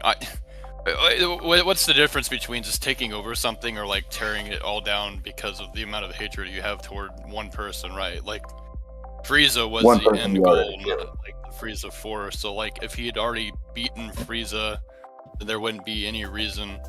I can't think he would be blinded, right, by hatred to just blow everything up with no consequence. Right. I do think it wouldn't have to be a rage-fueled action for Vegeta to destroy what's left of the Frieza Force. I think that would just literally be fun for that version of Vegeta. I mean, do we remember But he would how just shoot fucking himself in the evil that foot. dude was? Yeah. All right, go ahead. Say that Seven. again? Well, I said it could be a fun thing for him to do, but he would basically just like shoot himself in the foot. Lord Beerus! You saw that? Yeah, I have It's, social stream up. What's up, Lord Beerus? It's a Dragon Ball Z podcast. We're debating what happened if Vegeta defeated Frieza instead of Goku on Namek. Alright, Seven Ninja, I think you had something.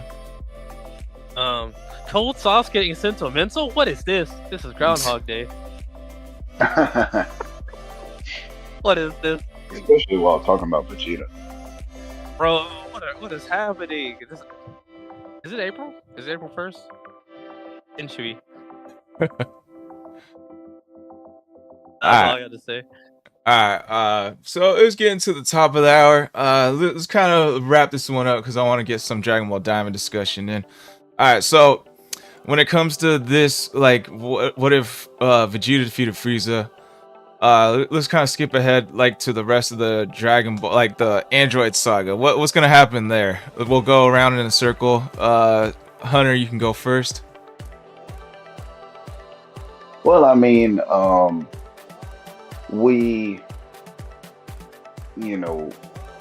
Android Saga's almost directly after the Namek Saga. We can put it like 1 year or whatever. I think it's like literally 4 years, but Vegeta comes back, fights Goku, pushes Goku to Super Saiyan. Let's say it ends in another draw and Vegeta fucking falls in love with Bulma anyway, because why would Vegeta still be here during the Android Saga?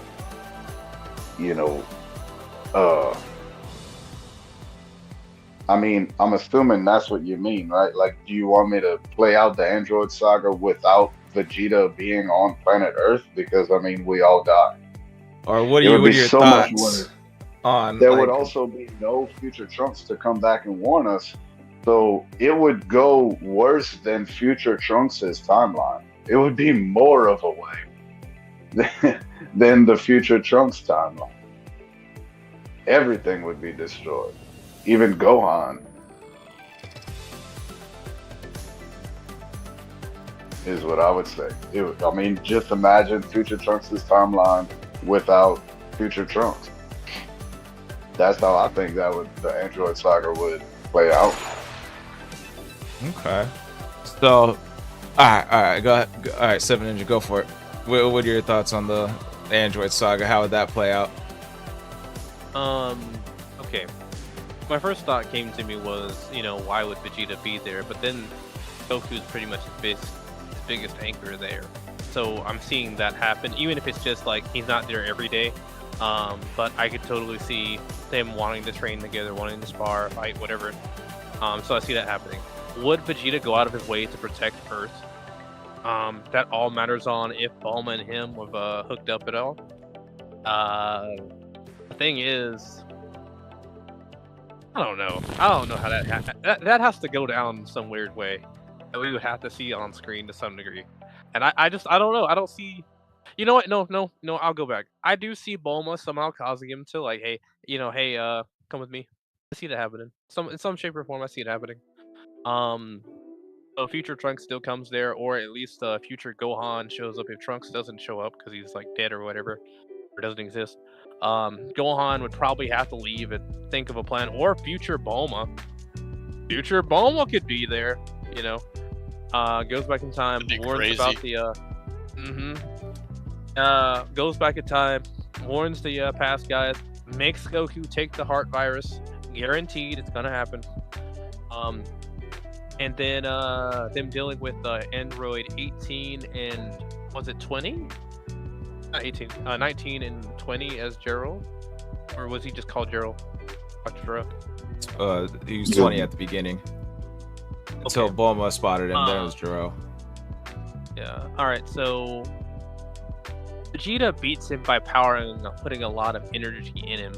But in the same situation, assuming Goku has Super Saiyan, Bulma's gonna make him take that cure. He's gonna be like, "Oh, I gotta do this because Bulma's gonna wear me out if I don't." And so he does it. Takes the medicine. Things calm down, whatever. And then Goku goes and overpowers like Android 19 or Jiro, whichever one he fights. Will he go as far as Vegeta does, where he like pulls the arms off and does a Big Bang attack? It won't be as savage, but it will happen. Jiro, in this situation, in this scenario, does he have instant transmission? I'm assuming no. Like, but how? Like, it's up to you. Like, how does he get back to Earth? Like after Vegeta defeats Frieza. I don't even think Vegeta allows Frieza to even blow up Planet Namek. In my opinion, that's up to you guys when your imaginations. Okay. All right. So Namek would still be around. in this scenario, I'm assuming Vegeta would be prepared to see Frieza go for destroying the planet, but maybe he stops him from doing that every time. But I think at some point Frieza's gonna get one off. And I think in this situation, the Z fighters leave except for maybe Goku and Vegeta and him fight Frieza. And this time, Vegeta becomes Super Saiyan. Goku doesn't, but he's still there to really assist, kind of like how Piccolo was assisting Goku. And so we see something like that. They beat Frieza, but the planet's about to explode. Well, Vegeta doesn't necessarily care about Kakarot, so I kind of see him just shooting off in some ship or whatever. It's possible he dies here, but it's also possible that Goku ends up maybe like Vegeta knows like what a Frieza Force ship looks like, and he's able to get off the planet, maybe like a space pod or whatever. And Goku still makes it inside the ship. He can still make it the Yard Rat. He goes to Yard Rat. He's not Super Saiyan, but he learns instant transmission. We come back to where we are with Jiro, and in this situation, because Goku is an active fighter, Jiro would have been found pretty early. Now, here's the thing: does Future Trunks destroy the androids in this case? Because they were more focused on looking for Jiro at this time. But does Future Trunks come back and actually deal with the androids in this scenario? With him being alive and Goku having instant transmission, Goku handles Jiro and they go for the androids. I could see them dying pretty early on, but Cell still shows up because of the timeline shenanigans. So Cell game still goes on. I could see Vegeta wanting to be here because of the Cell games. He's gonna find out maybe he can feel a ki at this point. We've assumed he could before, so he has the key energy sense. He senses that his energy's here, and he's like, "All right, I'm gonna go fight that." Everyone's like, "Vegeta, don't! We need to find a plan." And Vegeta's like, "Nah, I want to fight him." He gets beat up. I see that happening. Yes. Goku saves him, brings him back, and this is probably when I see Goku and Vegeta going into the hyperbolic time chamber, and they're sparring. And this is actually where I see Goku learning Super Saiyan. And I see Vegeta either becoming a bigger form or becoming Super Saiyan 2. Hypersonic Lion Saber.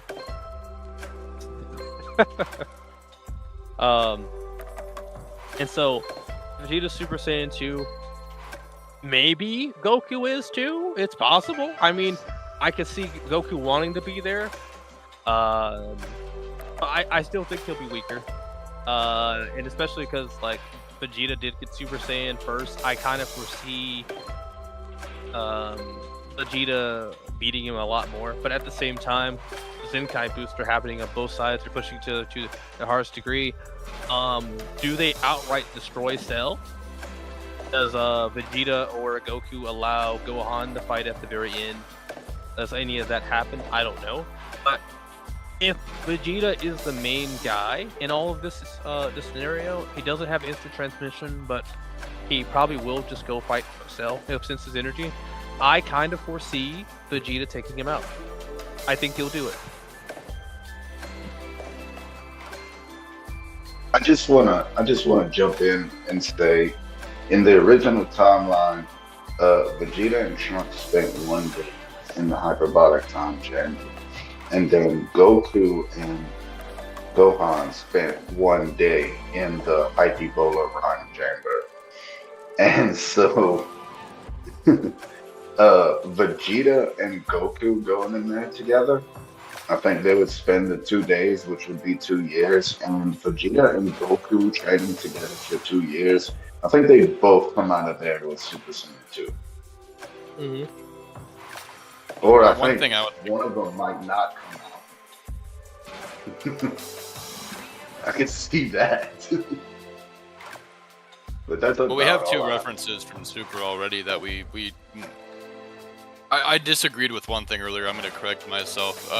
Vegeta did, like in Resurrection F, Frieza did blow up Earth because Vegeta wasn't quick to finish it off. So assuming the same thing would happen at Namek, then yeah, I said earlier I don't think he would, but given the information we already have, then yeah, it would happen. Mm-hmm. And then also, to Hunter's point, how long did Vegeta and Goku spend in the hyperbolic time chamber before the tournament? Or no, before they went to go to the future to fight off Zamasu? I have no idea. I didn't watch Super. Well, how long has it been in there? He would know. What? How long would Vegeta and Goku be in the hyperbolic time chamber before they fought Zamasu? Goku didn't go in the hyperbolic time chamber before they fought Zamasu. It was only Vegeta that went in. Goku, They both came out with beards. that wasn't from the Zamasu thing. That was something else. Was it something else? Yeah, because only Vegeta went in while Goku learned the Mafuba. Oh, okay. It wasn't the Fucking Tournament failed. of Power. And it wasn't the Universe 6 and 7 tournament either because Vegeta, I'm sorry. Was it that tournament?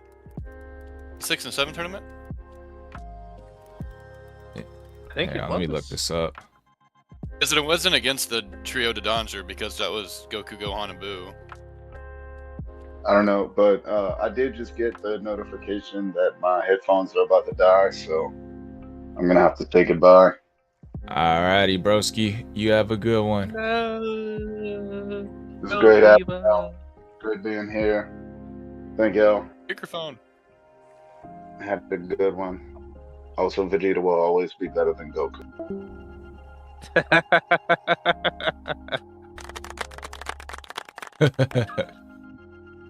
You wishes. World real Let's quick. I'll see. be right back. Alright, one thing I wanted to add is like Frieza did blow up the planet on in Super, but I'm arguing that's because he did his training for 4 months and got stronger. Cause like remember when he fought against Super Saiyan Goku on Namek, he had like cause like on Super, all he did was put his hand to the ground and blow it up. Like on Namek, he like threw his hands up, charged up a blast, threw it into the core of the earth. There was like I think there was already a crater in the earth in Namek before he even threw it. So like since he had access to the core, like it should blow up easier.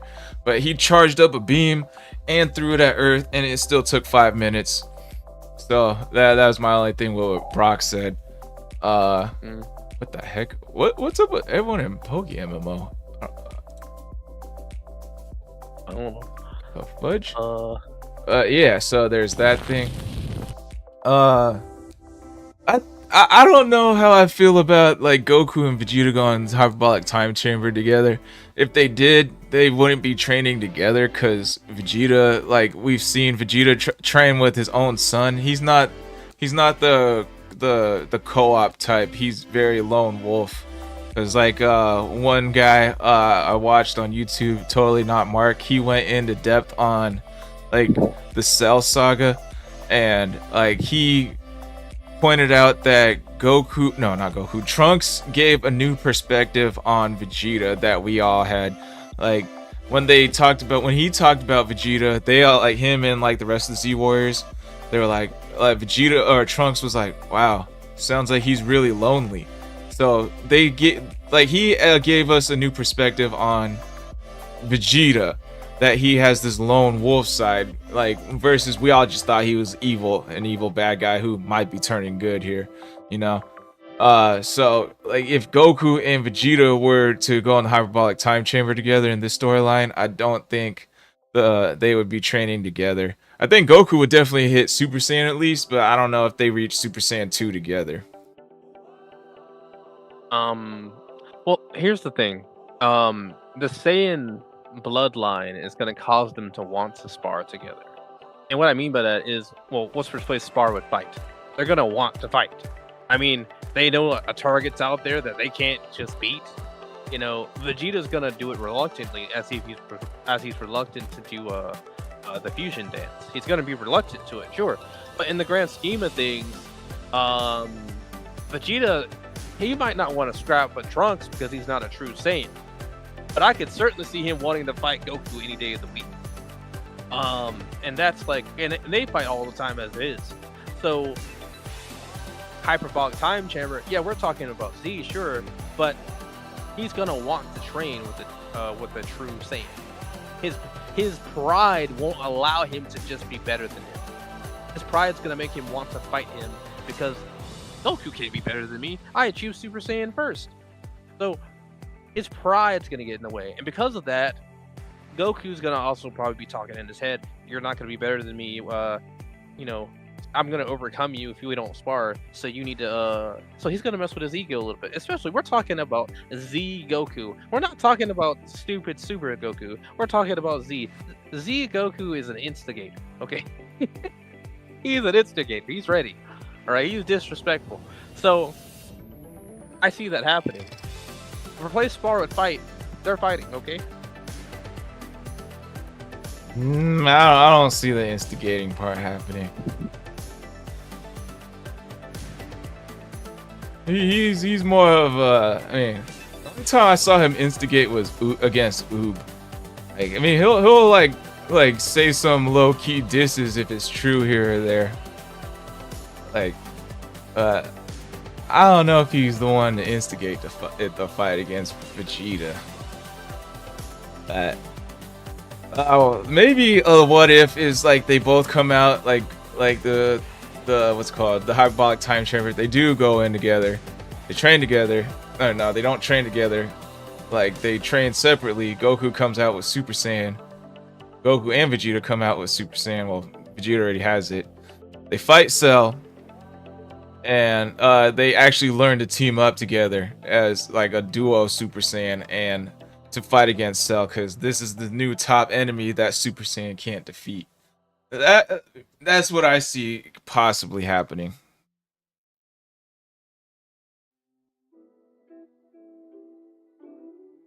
Is Brock back? Because I can't see his camera. Yeah, he's back. Okay. Brock, what's your opinion? I think I might have been away when I learned when we made the new topic here. We're still on the Android Saga. How's it gonna play out? If Vegeta was the one to beat Frieza? Yeah.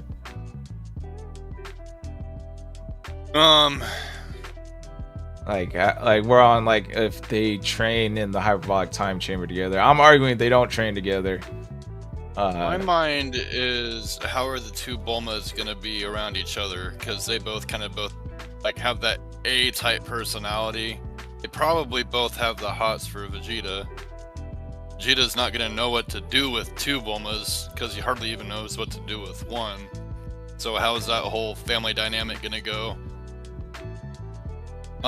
If future Bulma would be the one to come back, would she even go back to the future? Because what future would there be left to go to if everybody plus Trunks is gone? And anyway,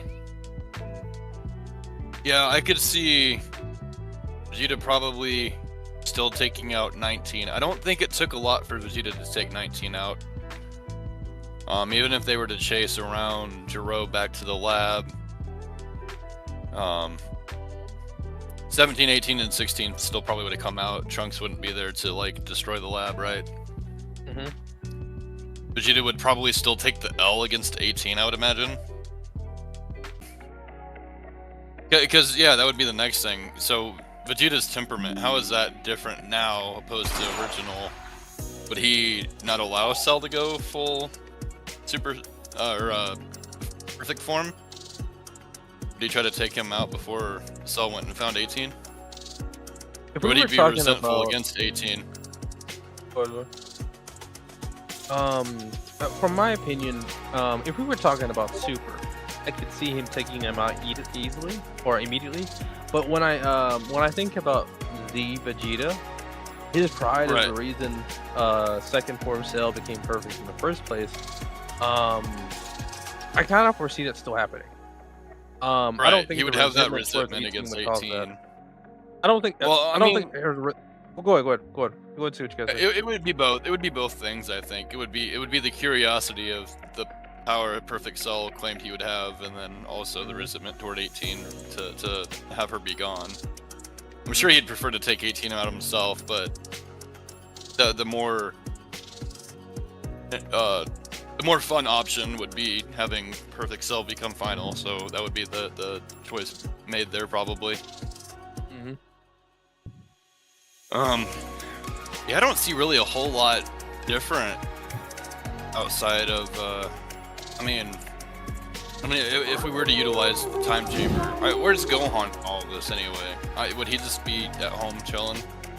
Because Goku still wanted to implement some form of, or some backup measures of security for Gohan to be the fighter, right? I don't think in this scenario. In this scenario, like, because we're talking about before, everyone needs Goku to fight the big bad because he's the strongest guy. Right. But in this scenario, Vegeta's it, and Vegeta's not a clear hero. So in his mind, maybe that's on the back burner. But he's like, look, I still got to be able to beat Vegeta. Right. But even like we go to like he dies against Cell and says, I'm not coming back. I don't foresee that happening. But I also don't foresee him letting Cell get to that point. And the only reason I say that is, again, we're talking about a guy that's like, he didn't beat Frieza, and he's probably going to be, unless Vegeta does it, it's probably going to have to be Goku that takes him out, because he's going to be spending the 2 days, I think Cold Sauce says this, I'm assuming that they Goku and Vegeta go in there. I see them both going in there for about 2 days, getting that power thing done, and then they're out. I kind of foresee Goku taking Cell out in this situation because he wasn't strong enough before. But then this leaves Goku and Gohan training together later on. Right. So assuming they're both at a point that they can take Perfect Cell out either way. Yeah, I mean, do you think that he's just gonna say, hey, me and Vegeta got it then? For like everything past at that point? I think because we're assuming at this point now that Goku wouldn't be dead, potentially, so I mean, he would be around still for Vegeta to spar with. Vegeta wouldn't have lost that war. I mean, he even trained while Goku was in Otherworld, so I mean, even though Vegeta lost the will to fight, he was still training in canon, right? So like, with Goku around, that would be even more incentive for them to continue sparring. So yeah, I mean, things would look quite a bit different. in this scenario, if we were to go, let's say we took a line from the canon story where Goku wants Gohan to be the main guy.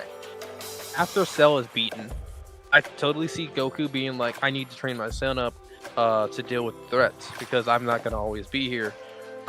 In this same scenario, I also see him talking to Chi-Chi about this because he does talk to Chi-Chi about Gohan helping in the fight before. So in the scenario, Goku's around, we could possibly see Goten be even stronger than he is too.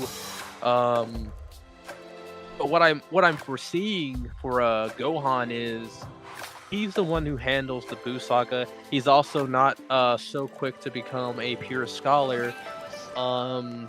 I think the version of Vegeta that we see right now in Super, I think we would see him earlier.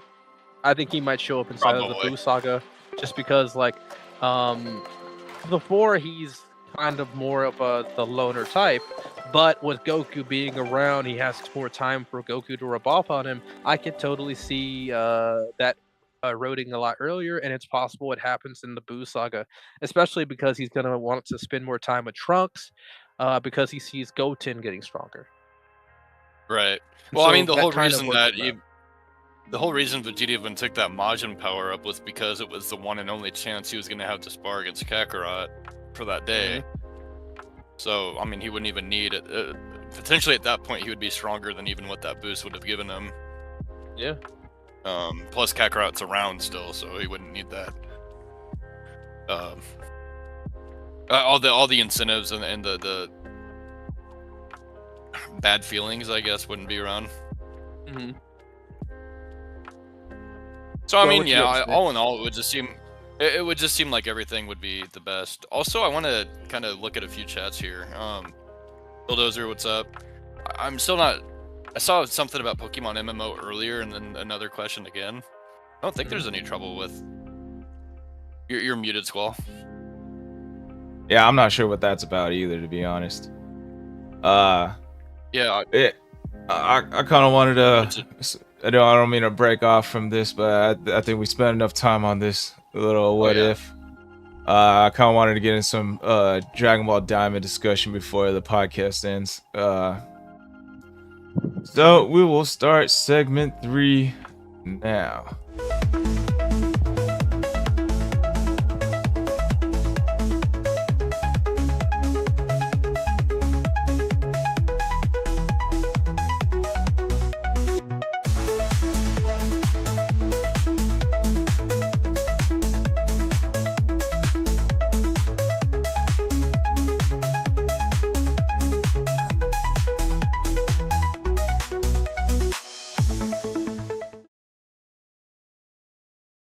Rock, you should think of an outro question. Alrighty. We are back, peeps. Alright, Dragon Ball Diamond discussion. Who wants to get the ball rolling first? So we got to see Ku fight the Tanagami. Is that the skinny one or the fat one? Skinny one. No, Ku is the skinny one. Yeah. Yep. Du is the fat one, right? Yes, Du. Yeah. Yep. Du. Wait, was that even in episode 10 now that I think about it? Yes. Yeah, he fought. Yep. Yeah. Sorry. Oh, you're good. So he fights the Tanagami. At first, I thought like what was gonna happen was he just doesn't know how to fight. But then I was like, well, he's kind of sporadic, but I see some kind of discipline, some kind of control. So maybe he does know how to fight, or at least there's some instinctual stuff going on there. He's pretty smart, able to survive. He knew like when he was going to lose at the very end. He's like, nah, I can't do this, yada yada. I'm surprised we got on to do that fast, but you know what? Seeing the contrast between these two, I think it was a good idea to do that early on. But outside of that, seeing the giant Kraken show up and them losing their ship, I'm surprised they went with instant karma with them losing their ship instead of because like you remember they didn't pick up Vegeta and them when they got their Right. ship. So I was a little surprised to see the instant karma. I thought maybe they'd be play out for a couple of days. Maybe we'd see them. I don't know. I was expecting something else there, but let's stay on 10 for right now.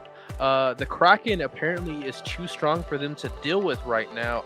I am a little bit surprised by that. I figured if anything, it'd be like the dinosaur Gohan fought back in Z, and it was just like it's super big, but they're talking like these things are powerful. And again, we're talking about if Pansy or Glorio said these things are super powerful, we need to worry about these.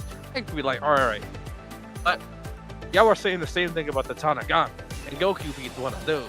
So why is Goku worried about this? You know what I mean? Right. Yeah, that was. Oh, go ahead.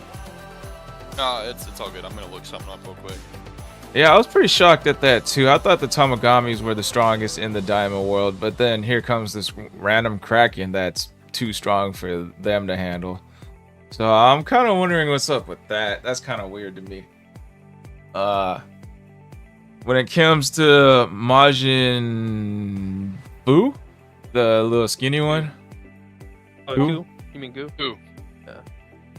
Yeah, what's up, Sofska? With the Majin, I'm a little disappointed with that. I thought they were gonna be a lot stronger. I didn't think they were gonna be a joke. But once I saw the Fat Boo come out, and it looks like he's putting up a better fight. I don't think we saw the ending to that fight against the Tamagami, but it looks like the Tamagami's actually kind of sweating a little bit versus like Majin. Fuck, dude, what's his name? Fu? Majin Dude, What a the D. skinny one. The skinny one. No, Ku. Oh, that's Ku Ku. Oh, was the, Ku. skinny one. Ku. Yeah, like versus Ku, like he looked like he was not sweating at all. He was just kind of like, this it? This guy's nothing.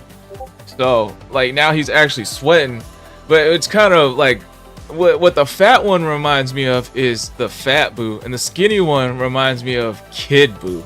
So it's kind of like weird to me, like if the fat one is stronger, it kind of reminds me like maybe that whole thing they said about him going back to Kid Boo, him being stronger, is actually false, So that's just my thoughts with it. What do you guys think about the two fights again with the Majin Boos and the Majin Ku, Majin Do against the Tamagami so far? Do you want to go first, Brock, or? Oh, sure, may as well. With Ku going at it, the skinnier, more Cyberman would like one. I don't know. I feel like he was kind of like one of Toriyama's older, more like funny throwaway characters. To where like this is feeling very Dragon Ball to me, more so than Dragon Ball Z, and I kind of like that. We have the adventuring in a whole brand new area. We don't seem to have the limitless energy and like just ease that Dragon Ball Z seemed to have at some points. So it's just it's fun for me. Going back and just remembering like, oh hey, the Dragon Ball. So with the hardships that Dragon Ball had, there was also that kind of humor with like what you thought was gonna happen didn't actually end up happening. It was kind of comical. Like even afterwards, like you had that the Supreme Kai's sister all frustrated with him, and he was almost kid-like, right? Or teenager-like. Oh hey, haha, don't be mad. I can still go to the convenience store. I'm super quick. Like, and then to have that actually come back in this next episode to go to the convenience store to get the chocolate for Do. Mm-hmm. And then seeing like, oh, I always wanted a brother. It's funny because like you're like, oh, this is just gonna be a stupid Kid Buu ripoff. I see the argument from all the kind of like Daima doubters, right? I'm gonna call them Daima doubters. They're like, oh, he's just gonna be a ripoff. This is the same of the same of the same. No, it's not actually, which is kind of refreshing to see, right? And then with Do coming in, you're like, oh, well, he kind of looks like Fat Boo. But the fighting style is a little different. Again, there's some sense of intelligence here, so it's not exactly like a Kid Buu ripoff. Kid Buu was more childlike, where Do, the new fat one, seems to kind of have some, like, I don't know, it's still kind of a weird fighting style. Like, when his head, he was gonna get, like, basically beheaded by the Tamagami, right? And then he, like, his head got sucked into his body, so that was kind of interesting. Both having a very kind of just outlandish fighting style, which is fun. So, I don't know, I'm really liking the dynamic between the first one. I figured I'm going in giving everything a fair shake, right? Like, I'm not going to go in like, oh, this is terrible, because if you go in and especially, like I said, it being Dragon Ball-ish more so than Z, I know a lot of people that like Super and like Z want just the fight. No, I'm just kind of taking my time and enjoying it, and not trying to come in with any bias, and I'm pretty happy with it so far. So I'm still, when it comes to like the Majin Do, the fat one, he's fighting the Tanagami and he's got him sweating a little bit. Well, I do want to say that there is more power in Do. His fighting style is still more, if you remember, I said with Ku, he's a lot more controlled. He has some control. You can see that there's something there. And I think that the Tanagami is used to that. But what he's not used to is something that wild. Now, maybe he's stronger, but it kind of reminds me back to, I don't know if you guys remember, when Goku and Vegeta were fighting hand-to-hand against Jiren. Like, their fighting was so off that it was causing Jiren to have to back up, because he just couldn't figure out their pattern. And in that way, when I look at Fat Do, I think to myself, like, is this the same scenario? Because it certainly feels like it. I mean, when we first seen these guys come up, he was over here doing monkey noises and doing weird things you might have seen a kid doing from a Kung Fu movie. So, like, so I was just like, what's going on here? Is it power, or is it just undisciplinedness? That's kind of where I am on that. Squall? So, do we think Majin Do is gonna win against the Tamagami? Sure. I don't know. I feel like they're designed in a way where, like, they have to learn how to beat said things like that. And yeah, it's a power thing, but it's not like he's outright just destroying it. Like, if he was outright destroying the Sanagami, it'd be whatever, but he's not just doing that. So that makes me think, like, I don't know if I want to say that he will. But then we gotta remember, Tanagami number 3, what did he do? Goku beat him in a fight, but he still had a puzzle afterwards. And so, it's probably not gonna be the doctor chick, the witch chick. It's probably gonna have to be Do. And as far as we know, Ku has the telepathy link. That does not mean Do does. And Do's also stupid. That's true. The creation method this time around was to make it designed a lot stronger. Is the power level based off of how many centimeters in? Because they put it in, like, what? It's only 5 centimeters, right, for Ku, and then for Do it was 20. And then did they use more of the essence of Buu this time around also? Like, all these things were happening that made the witch a little bit more concerned this time around than the first, with the creation of Ku. So, like, I'm wondering, just based off the creation method alone, is that going to give Do that much more power than Ku, when Ku already seemed to kind of already... I wouldn't say he went toe-to-toe with Tamagami 1 necessarily, and we don't even know if any of the Tamagamis necessarily have different powers from each other. Obviously, each one looks different, but I mean, there's been no indication on whether they're all equal as far as combat level goes, or if the one in the third world was a little bit less stronger than the one in the second, and then let the one in the first world being the strongest.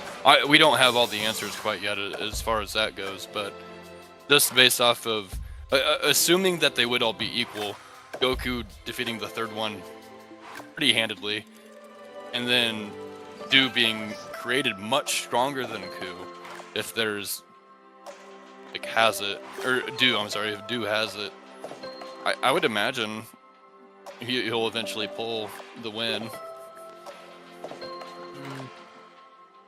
What I'm seeing with I'll give you a second. What I'm seeing with Do when it comes to his creation process, it seems like they were putting more. It seems like they were giving less Cybermen and more Majin Buu. And so more Majin Buu means all of Buu's quirks. Well, the fatness. He kind of reminds me of the pilot, not Glorio, but the other pilot. I got a very strong sense of the other pilot in him. I'm seeing some naivety, some stupidity, some dumbness. I'm seeing some like childishness in some way, and I'm seeing a lot more primitive like thinking. So I think what we're seeing with this is maybe it's not necessary power, but maybe it's the idea of I'll look at that later. Maybe it is the idea of the controllability. So, in terms of if that makes him stronger than Tamagami, like, how does that relate? Are you saying that makes him stronger, so he should win against the Tamagami, or? I think the wildness we see out of Do allows him to be stronger, and I think that like because the closer up I think it is the closer more control she has. But also Ku was a lot smarter. Ku was more than likely not going to go all in like Do would, just because he's like self-preservation. So I could totally see that being one of the bigger reasons why Ku did not finish that fight. But I could totally see Do even do, because did Ku actually do the thing where he sinks his head into his body? Did he do that, or did he just straight up dodge? So. I don't think he has. Yeah. I don't think he has the flexibility or the boo-ness in order to do that, right? Mm-hmm. The body types are entirely different. Yeah. So closer down, I think it's more like regular Majin Buu, and the higher up, it's more like a Cyberman. But I'm also seeing this idea of self-preservation goes down the further it goes down, because odds are high. If he can do that thing with his shrinking his head, he could probably also explode, which means he can kind of just be doing whatever. And so, is he stronger? It could be tied to that self-preservation thing, like I said, or the body type thing. Be right back. All right. It did just seem like the witch was a little bit more concerned with this creation process versus the other one. So that's why I think, just based off of her reaction alone, that two definitely would be stronger. The second one would definitely be stronger than the first. Yeah, based off of the way the Tamagami is reacting, I'm assuming this the fat one is stronger for sure. Yeah, like just by his reactions, it looks like he's like, oh shit, he's getting caught off guard. Versus like the first one, he was never caught off guard. He was just easily dodging everything. So oh, for sure. Whether or not that means the fat one's gonna win, you know, I can't say for sure, but I wouldn't be surprised. I wouldn't be surprised if he won. I think Seven Ninja brought up the fact that like he's struggling against the Tamagami versus Goku didn't. Well, I mean, we see Vegeta struggling with his Tamagami fight and Goku didn't. So I'm under the impression that the Tamagamis have different power levels, so they're the different worlds are stronger. Like the highest world is the weakest one, so Goku got the weakest one. Vegeta and the Majins, they got the stronger ones to fight against. So that's why Vegeta also got double teamed. Yes. I would have liked to see that if had the Kraken not interfered. Yeah, me too. Because I don't even think we saw Vegeta go Super Saiyan before that happened. So there's that. There's like the fact that like Goku defeated his pretty easily. Vegeta struggled. You know, like within the first few moments, Vegeta got sliced barely right under the eye, and he was like, and he looked like he was like sweating after that. Like, what the? This thing is strong, you know. Right. So there's that fact. So given this, it still doesn't tell me how much like stronger or weaker Majin Buu is to Goku or the other Tamagamis. I mean, we still have to see more. And neither fight is over yet. Neither fight is over yet either. With Vegeta not going Super Saiyan, I'm sure Goku's gonna like swoop in and like do instant teleportation, or he's gonna do. Vegeta's gonna get saved somehow, either of it his own being or if Goku or a third party steps in. But the Kraken's gonna not become a problem. I'm sure the fight with the second Tamagami is gonna go forward. Hopefully with Vegeta still. And then I mean, yeah, even with the first Tamagami and right, like that's not over either. So hopefully I'd like to see both. I can't imagine them going back a second time and failing, because I mean it would just seem like no progression if that were the case. Yeah. And with Vegeta, you can't just off Vegeta. Like even it feels like Daima's kind of with the same Goku, Vegeta, and Piccolo show, right? So I'm hoping that or I'm assuming, I guess, that Vegeta's gonna come out of this just fine, and the fight with the Tamagami will continue with no more Kraken. So we'll see. We can only assume. Yeah, let's get into this. We're getting into a little spoiler section. So spoiler, if you haven't seen the latest episode, spoiler warning. Leave now. If you haven't seen the last episode of Dragon Ball Daima, go ahead, 7Ninja. I read a comment when I was watching this episode 11 of Dragon Ball Daima. I read a comment that was saying that like Vegeta hasn't had a lot of time to really exercise inside of the Demon Realm. I remember Goku he's always training at any given time in order to understand the different airs of the Demon Realm. I know that the plane was able to fly faster, but we still don't know how much faster they are inside of the second world than they were inside of the third world. It still may not be like regular speed, and so in that way, Vegeta hasn't. He's trained a little bit. We saw him lifting weights, but we have not seen him turn into Super Saiyan. We do not see Vegeta fighting too much. We do know he has fought before. But we cannot go as far as to say that he's fought remotely as much as Goku does. And so in that way, Vegeta, it's believable that he might lose the fight. I don't think he dies to the Kraken, but it's believable. Wait a minute, there's a revive bug. He might die. I thought that was a Medibug. Like it works like a Senzu being, not a revive. But I mean, it's possible. I don't remember the revive one. I know you said it's a stamina bug, but it could be one of those situations where he's like near death or something. Maybe he's like got like a lot of water in him or something because he went underwater. Maybe something. They're bringing back that Zenkai boost. So it'd be a good way to bring it back. So we're going into spoiler territory. So now let's talk about the Kraken swallowing up Vegeta. So what are our thoughts on that? Like is he dead? Why or why not? I'll go. Well, it's still in the process of happening. Yes. I mean, listen. They said Goku said we're not strong enough to handle that, and he has Super Saiyan, possibly Super Saiyan 2. We're not strong enough to handle that. So as far as I'm aware.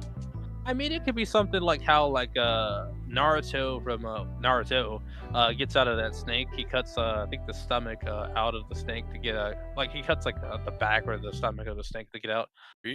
Cool Sauce will probably tell me if he's still watching.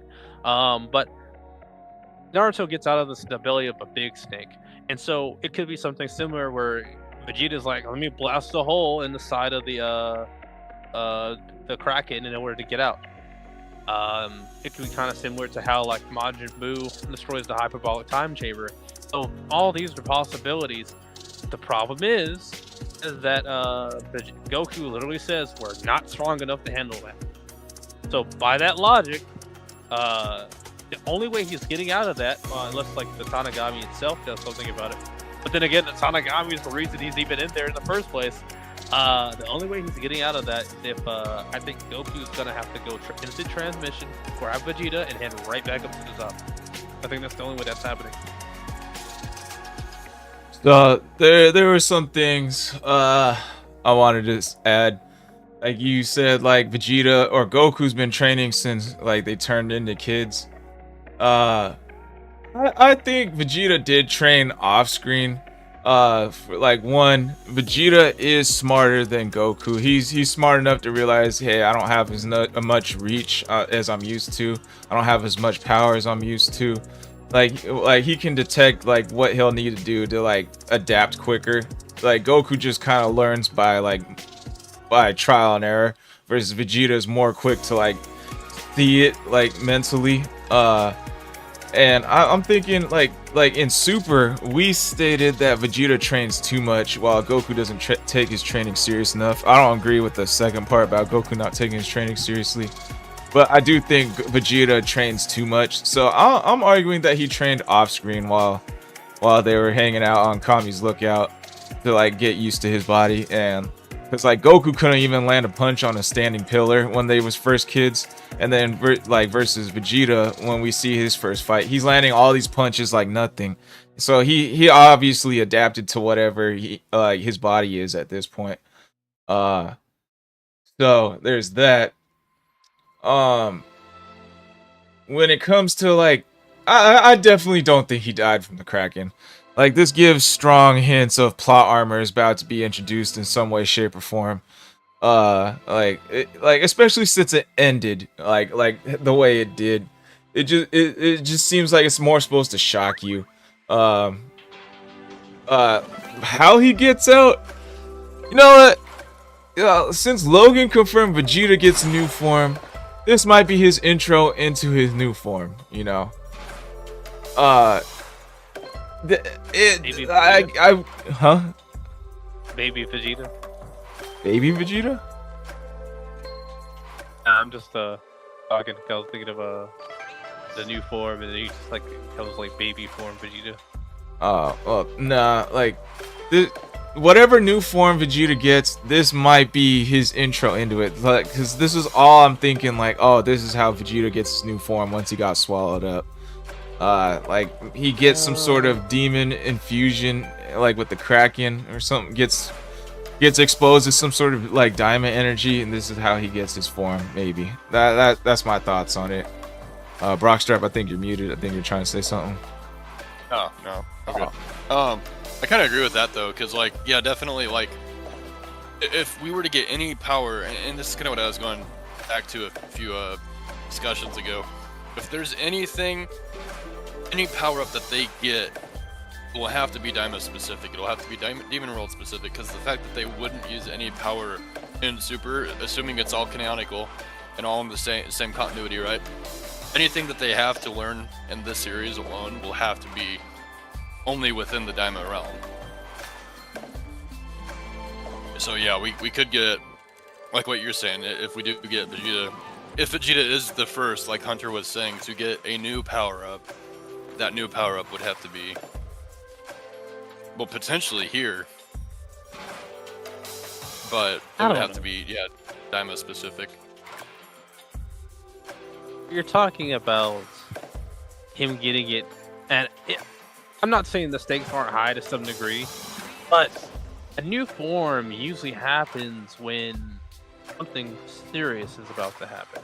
This thing with the Tanagami, I don't know if I'd go this far, because this feels like a friendly spar that they're trying to win a competition over. Versus, whenever we see a new form, it's usually because they have pushed themselves to a degree in a fight where they have no other choice. So you're thinking maybe like King Yoma or like or Goma, whoever took over. I could maybe. I don't think Goma. Goma is too scared. Goma's too maybe scared. Even. I kind of see Q and Ku maybe fighting together or fusing in some shape or form. I could see that. I mean, like, because they're literally like Ku being the brains, maybe they fuse together and be like doo-doo or whatever. That to me seems like more likely to happen because Vegeta don't want to be like, all right, I gotta be powerful, because Goma is too afraid of them getting the Dragon Balls. He's too afraid of them coming that way. But literally, when he sees them fight, he's like, "Oh my God, they're still strong." So like, Goma does not come off to me to be someone that's actually important. I think I said it a few a few podcasts back, where I said, I want to see more of the Goma, because he's supposed to be the main villain. Yet we are seeing way more of everyone else except him and what's his name. So I don't think he's as serious right now, and I think like it plays into that idea of Dragon Ball being a comedy-esque anime, and that's what Diamond's probably going down. I kind of see Goma being that comedy villain that really doesn't matter in the grand scheme of things. Somewhat like Pilaf. And I think Squall, you had something to say. Yeah, so I think I'm not 100% sure if this is where Vegeta gets his new form, but I think it's a possibility, because I think you said it's they only get a new transformation when something serious is about to happen. I think it's more of something serious has happened. Like Krillin dies, Goku goes Super Saiyan. This gives me strong hints of this gives me really brings me back to a Tournament of Power when Jiren pushed the Spirit Bomb back into Goku and we thought he died from it. And then boom, he comes out with he comes out with Oma and Ultra Instinct. So this is the same situation almost, like instead of the Spirit Bomb pushed back into Goku, it's the Kraken eats Vegeta. So this is like a serious thing that happened that he needs some sort of power boost to get out of. So that's why I think it's possibly he can get a new new transformation here. I'm down for that. What if the Kraken takes him underwater, and now Vegeta's going through a underwater-esque adventure instead of and maybe we end up finding someone similar to maybe Pansy or Bulma and Glorio helping him. So before we had Goku going through his story with all of them, now we have Vegeta going through a side story. And so maybe this is the transition from Z to Super, where we see Vegeta become more chill, more relaxed, and less himself. We're already seeing early stages of that, but Vegeta of Super is a lot different than Vegeta of Z. And so maybe him going through a more humbling experience, working with the underwater people, could be what's going on here. Obviously, I don't think that entirely is what's going to happen, because this is Vegeta's time to shine. But at the same time, it wouldn't be that hard to believe them to say, let's give Goku an extra episode, and then let's focus on Vegeta for a while. Go ahead, Brock. Well, we also kind of had that humbling at during the Kid Buu fight as well. At the end of it, Vegeta's like, "Oh, see now, Kakarot is the strongest," and then the whole monologue that he had, and then the sparring at the end of it too. So it almost seemed like the humbling and the calming was already there. And we're leading into, because obviously Vegeta even in Super still has his little ticks and is quick to fly off the handle sometimes. But yeah, when you're saying now that we're seeing kind of somewhat of Super Vegeta, well, yeah, we saw the start of Super Vegeta and toward the end in the Supreme Kai's world.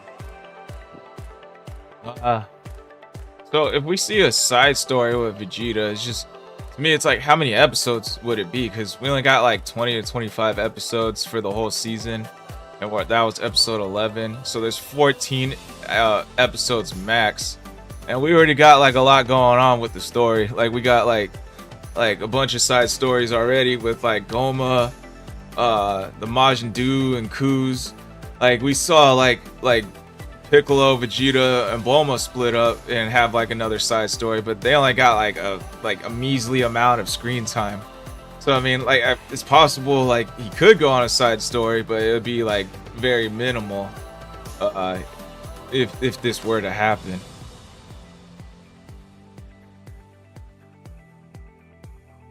It's also kind of interesting. Go ahead, Brock.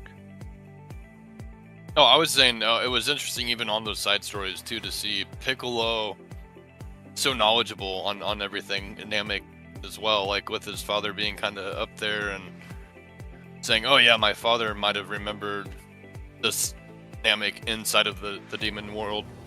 I don't know. It was just kind of cool little aside. I feel That's all I like was really gonna say. Kami in some shape or form is because he was so quick to pick up on Neva and all of them. I feel like Kami's side of things is starting to Nail and Neva, not Neva, Nail and Kami's side of things is starting to pick up into him because he's like, it seems like the more Piccolo's there, the more information he seems to recall. I mean, this could have been Right. stuff he already knew, but it seems like as if his world is telling him something as the more he's there, and the more he's learning, the more he's understanding. Because he knew Neva was playing a senile. He knew Neva was being senile on purpose, right? Right. And it's like, or I mean, anyone can read an act, but this is the first time you meet a guy. Why would you think this guy is trying to act this way?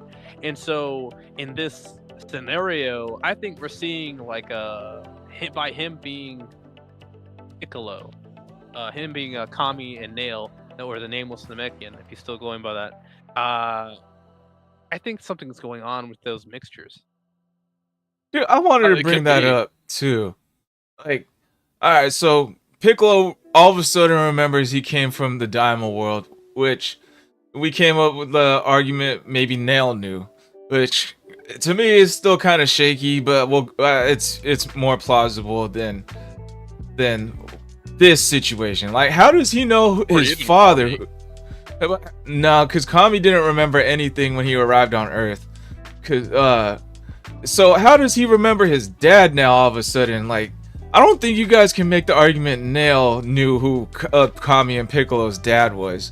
You know, because Piccolo didn't remember Namek, Piccolo didn't remember, or Kami didn't remember Namek, Kami didn't remember his parents, Kami doesn't remember Daima. So, like, Nail possibly knows with Daima. I'm not gonna say, there's no way in hell you guys are convincing me Nail knew who Kami's parents were.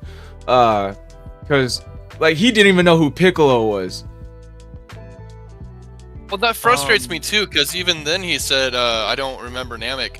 What language word Kami? So in the final Dragon Ball tournament in Dragon Ball, when Piccolo and Namek, or Piccolo and Kami threw the guy that Kami was like taking control of, what language were they speaking then? They were definitely speaking Namekian. Right. So why did Piccolo not know now? Especially with Kami in him, like they both spoke Namekian, so like why would the new Namek being of Piccolo, Nail, and Kami all together not know Namekian? I don't know. There is something Piccolo did say, "I've been on Earth too long," and I think that plays a role. But Right. the idea of he remembers katas and all of that. I think the quote or what it was said was that Kami had amnesia. Like when he got there, he forgot everything. But like, a person who has amnesia can recover. And so if I'm in an area that I remember seeing before, and I'm like, why does this place feel familiar? I touch down, all these memories flood back into my brain. This is what Kami knew, and they're connected, they're mixed, they're fused.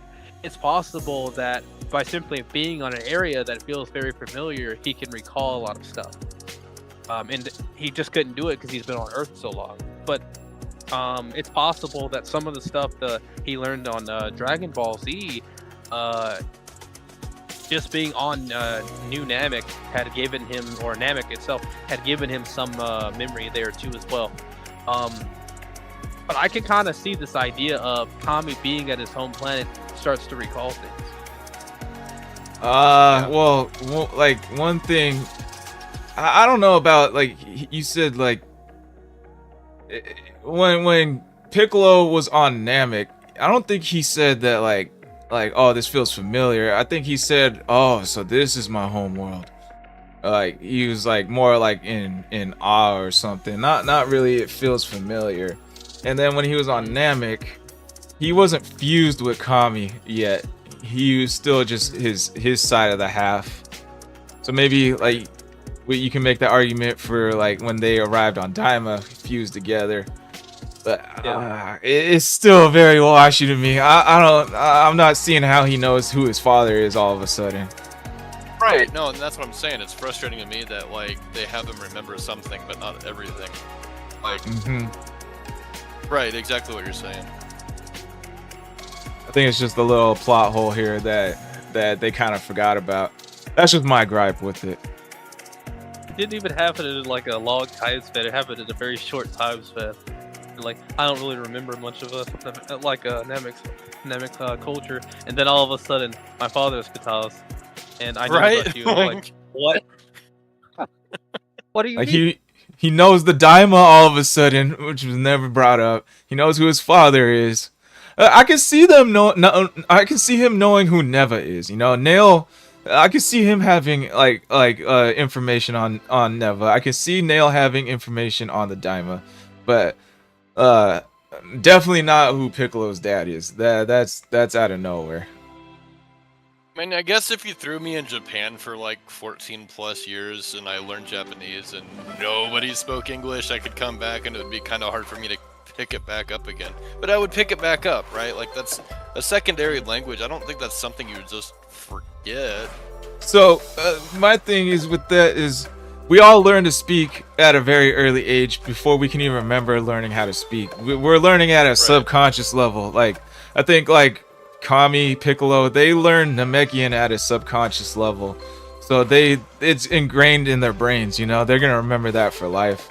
Yeah, that's it. I mean, Piccolo was speaking English right out the egg, if I remember. But then, like when they were in the tournament, they were speaking perfect Namekian, like that, you know. Yeah, he would have been what, 4 at that time? 3 or 4. Even earlier, because he's not much older than Gohan. Yeah, so I think like right after the first that tournament, Gohan was born. He's like 4, and then I think like when Piccolo was born was right after the tournament prior, and they happened like every 3 years. Because like right after that previous tournament with Tien, Goku fights and defeats Demon King Piccolo. Like I don't think there was much time between the tournament and defeating Demon King Piccolo, and then that's when Ma Junior was born. And then 3 years later is the next tournament where Ma Junior meets Goku, so he's like 3 at this point, and he's like a full-grown adult. Right out the egg, he's speaking both languages. There's an idea here that I think we're forgetting, and that is, in both scenarios, he was meeting very important Namekians. In one case, it was Kami, and that they have a raw connection because they are literally part of each other. But then you have Neba, who's like the super legendary Namekian, and then his hometown is even in the demon world, where like he's starting to feel familiarity with things in the demon world. It wouldn't be too hard to believe that this idea of sacred lands or sacred people are causing Piccolo to pick up memories. Again, he forgot everything, but just like I said, if you had amnesia, it's possible you could come back to your memory because you're in a certain location. I could, I kind of see that. It's just,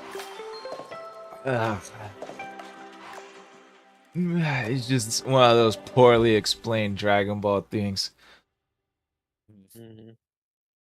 Like it's possible, definitely possible.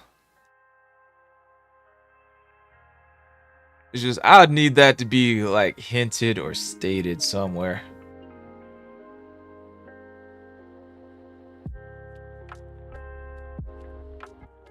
I feel like we should talk about like so we're seeing Vegeta fight Katanagami 2, or we're seeing Do fight Katanagami 1, and I feel like one of them's gonna lose and one of them's gonna win. Who do you think that's gonna be? Between Vegeta and the Katamagami and the Majin and the Katamagami. I think they're showing us the way they're doing it. I think they're showing us that for a reason, and I think one of them's gonna win and one of them's gonna lose. So, all right, if we're going off of this, one of them has to win thing. I'm thinking the Majin dude is gonna win. Goku is gonna expend all his energy saving Vegeta, and they're gonna be too exhausted to fight, so they're gonna have to withdraw. I need Vegeta to win. Vegeta needs Vegeta to win. I think that if one or the other has to win, it's probably going to be Dude, just because this is their team's second time at it. So if one had to win and one had to lose, it's probably Dude, just so they don't keep coming back and wasting time on that specific plot. Again, it'll be super easy, I think, for Goku, especially with all these different energy signatures down here now. Easy instant transmission. Go get Vegeta. Easy instant transmission back to Piccolo or somebody. I'm gonna say Vegeta loses two things. One, because fuck Secret Cold Sauce. Your favorite character is a little loser who can't win anything in the whole Dragon Ball series. And two, this might be his thing to like get him back on like this could be his motivation to get stronger and get his new form, that Logan hinted at. Alright, go ahead, take it away, 7 Ninja. I know you had something. I mean, Neva mentioned something about you have to one-on-one fight Tanagami, and that makes me think like we might see something with. So in this scenario, I'm thinking about Do and Ku might end up fighting the Tanagami. The problem is it matters on if there's some kind of special spell that prevents the Tanagami from losing to like 2 people at once. I'm thinking of like how there's like a special rule with on JJK where they couldn't hit that one guy like super hard because it would like rebound or whatever, so they had to hit him light. Squall, you probably know what I'm talking about. So yeah, there might be some kind of special rule when it comes to a 2v1 scenario, but I think I mentioned before that Ku and Do could possibly fuse, and that that 1v1 scenario could still kind of work there. I think Do might lose if that has to happen. But then again, did Vegeta make 2 sweat? Did Vegeta make 2 sweat? Yeah, Tanagami 2. Fuck, dude. I'm gonna have to go back. Maybe Brock, you probably have better knowledge if he made Tamagami sweat or not. Which one? Vegeta or Tanagami 2. Yeah, did Vegeta make the Tamagami sweat at all? It didn't seem like it. It really seemed like it was a spar, but if one or the other were sweating, it would definitely be Vegeta because his face got kind of swiped by the trident. I'm thinking it's possible we see Gogeta. But then again, Shin's there, which means Vegito might show up. I think that might happen first. But then again, I mean, we haven't seen Vegeta go Super Saiyan once. So, right. Like, I want to start there and say, like, we see him go Super Saiyan. If he thinks he can go Super Saiyan, we still want to see him go Super Saiyan first. And then after that, if he still can't beat him, then we know that it requires something stronger, which we did see lightning around Goku, so he might be in that state now. Right. Also, I did want to mention, we didn't see Goku use instant transmission before, and I feel like there were multiple instances where he probably just needed to figure out what an energy is. Even when the Dragon Ball got stolen a few episodes back, he could have used it there. He still isn't using instant transmission for some strange reason, and I don't think it's I don't think an unfamiliar energy alone is enough to stop him from being able to do it. And the only reason I say that is that with Dragon Ball Super, he fought Broly and he immediately like teleported straight to him. There's not enough reason to believe he had a clear understanding of that energy to be able to do that. Used and it. He did it. In the Daima, he did, because they were trying to hide him from the Germandery, right? The first time when the plane was getting looked at. So he's in the plane, and then he instant transmission to Pansy. So then, good point. Good point. That only because Goku can take a whole anything and take it over to a location using instant transmission, which makes me believe he could have done that with the plane itself, but he still didn't do it. Right. I'll put that up to Goku just not using his brain in the moment. Don't touch. We'll go. Just watch, bud. Let's see. I had something I lost. I should have wrote it down. I was responding to chat.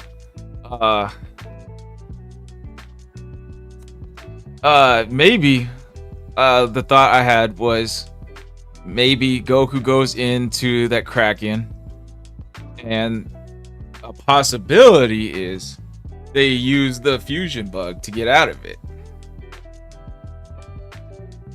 It makes sense for that scenario. We could even happen. Because the fusion dance has the little I'm gonna call it the trunk square, and then Vegito has like the blue and orange. Maybe Daima, they got Demon fusion. I could see it. Especially because like right now, they're not that powerful. According to the Kraken situation, why would he need to do that? Because they can't get out of it. He can get swallowed up to go save Vegeta, but they can't find a way out. So either they fuse or reach a new form to get out. That's my guess. Kind of a reach, but these are my predictions. Well, anything could potentially happen because like we won't even know what if this is all from the demon realm and there's the magic too, right? Like inside of Majin Buu, it dispelled. I mean, it later got retconned, I guess, with the Batora earrings, but like it dispelled the fusion almost instantly as I got in there. So if that happens within a magical being, Kraken's being part of the demon realm, also a magical being. I don't know what could happen inside of the Kraken, like what, maybe they gain properties, maybe the saliva or the Kraken, or there's just no knowing. Like there's Toriyama could literally have written anything to happen right now. So and they brought it back in the first episode of Daima, like when they explained the whole like Majin Buu thing again, like Vegito inside Majin Buu dispelled them. And like Supreme Kai said, yeah, Majin Buu did that to you guys, but us Kais have the power to just separate each other. So they retconned it, and then they brought it back. So Right. It's so confusing. Toriyama's just pulling all our legs.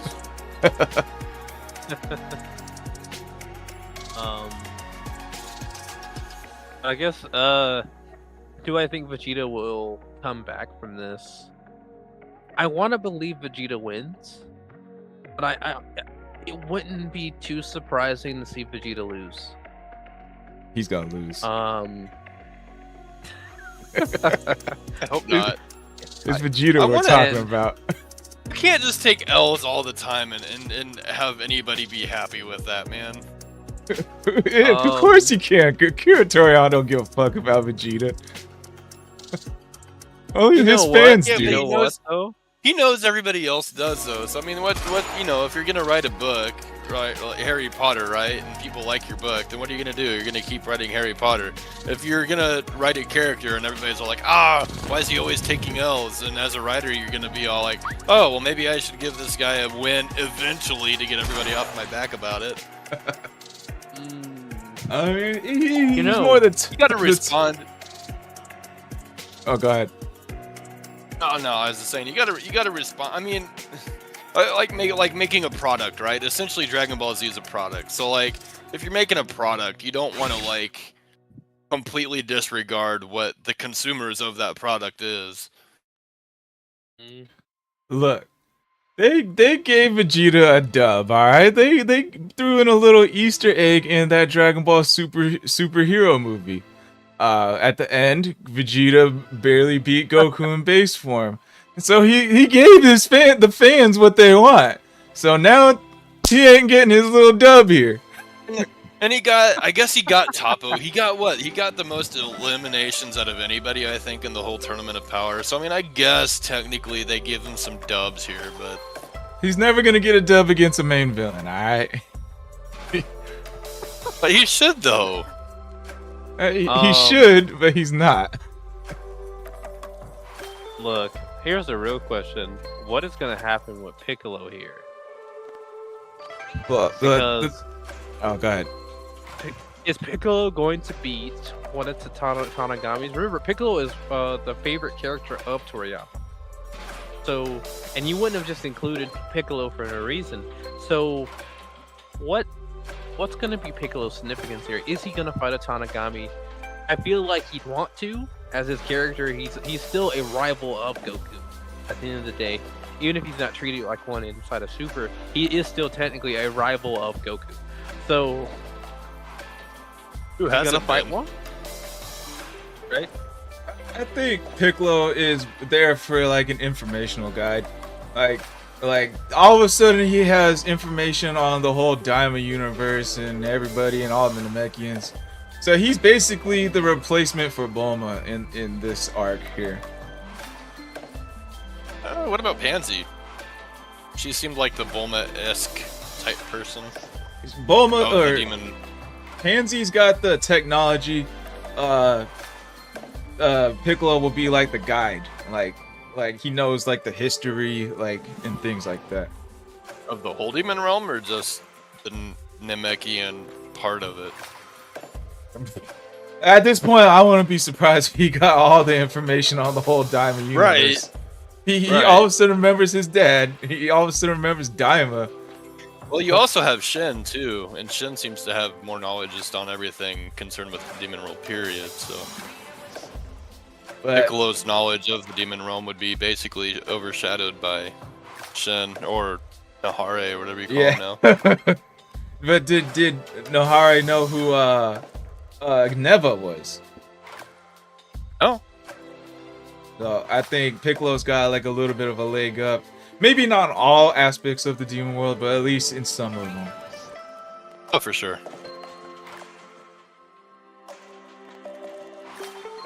And think they're gonna the funny split thing up. about it is, oh, go ahead. I think they're gonna split up again. I think there's too many characters all together, and we were going. Even the promotional art just really shows like Pansy, Glorio, Goku, Shin as a separate group, and I foresee them separating again from each other because, like, you know, the ship's really slow. Everyone's like tired, waiting, all this stuff. So it wouldn't surprise me if they're gonna split up again because they want a faster ship. Yeah, I see that happening. I do. Well, and do the group change at all? Maybe, but yeah, that's what I'm seeing. we were also talking earlier about how there were 3 different parts going on at the same time. So yeah, there is gonna have to be somebody to deal with Du and Ku and her, and then there's also still King Goma and his helper, his Shik Supreme Kai dude. So like 2 groups branching out from each other and taking care of those 2 situations. That seems plausible. My brain's telling me that Goma doesn't matter anymore. I don't think Goma has I mattered. mean, yes and no, because they have Dende still, so like they're gonna have to go in there and do something. Good point. And Think about what I don't they know. said. Think about what they were saying, like, because he was like, I'm still worried about Dende, but then he's like, they're not gonna hurt Dende. He's a Namekian, and so they're like, Right. that just basically just completely crossed him off. Like, we'll deal with that later. So that means everyone's focused on a Tanagami now, to get the Dragon Balls, and we're still dealing with Right. that subplot of Glorio possibly being a double agent. And then like if Ku and Do are even gonna be a problem or not, we're not even sure on that yet. Right. And there's still a possibility for another part, a big play with Vegeta getting eaten by the Kraken. We don't know that one yet either.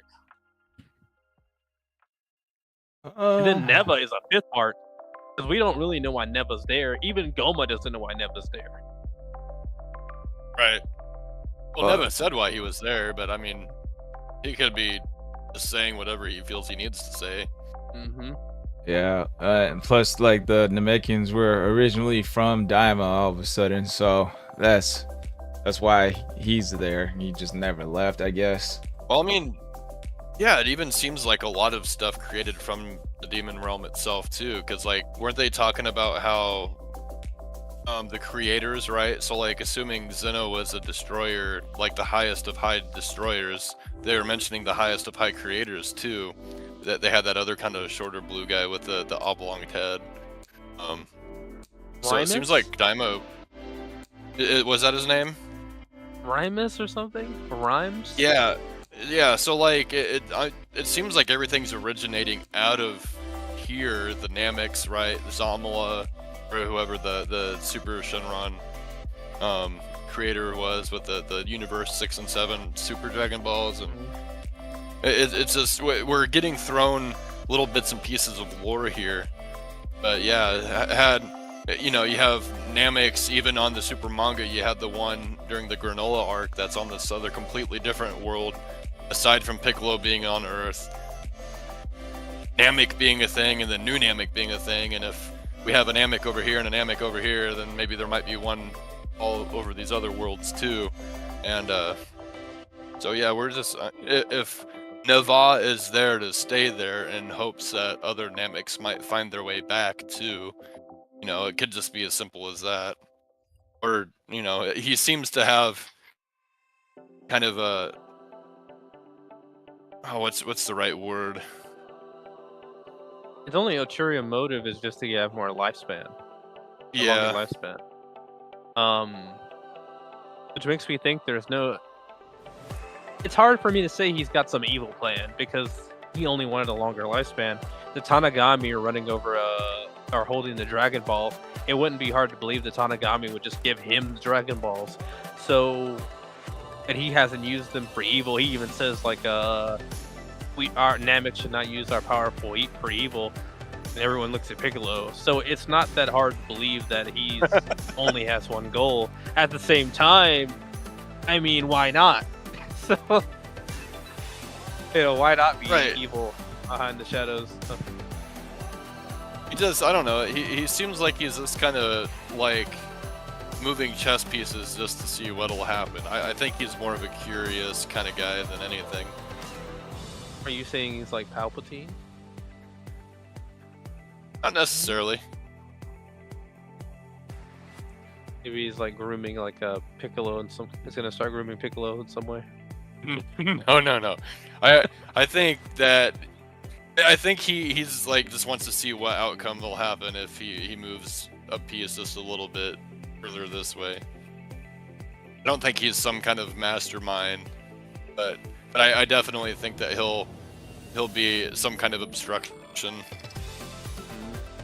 They did say he was predicting things, and he predicted how some of these things would go. I mean, obviously anyone can predict, but like with the idea of literally saying that, did you predict these things would happen?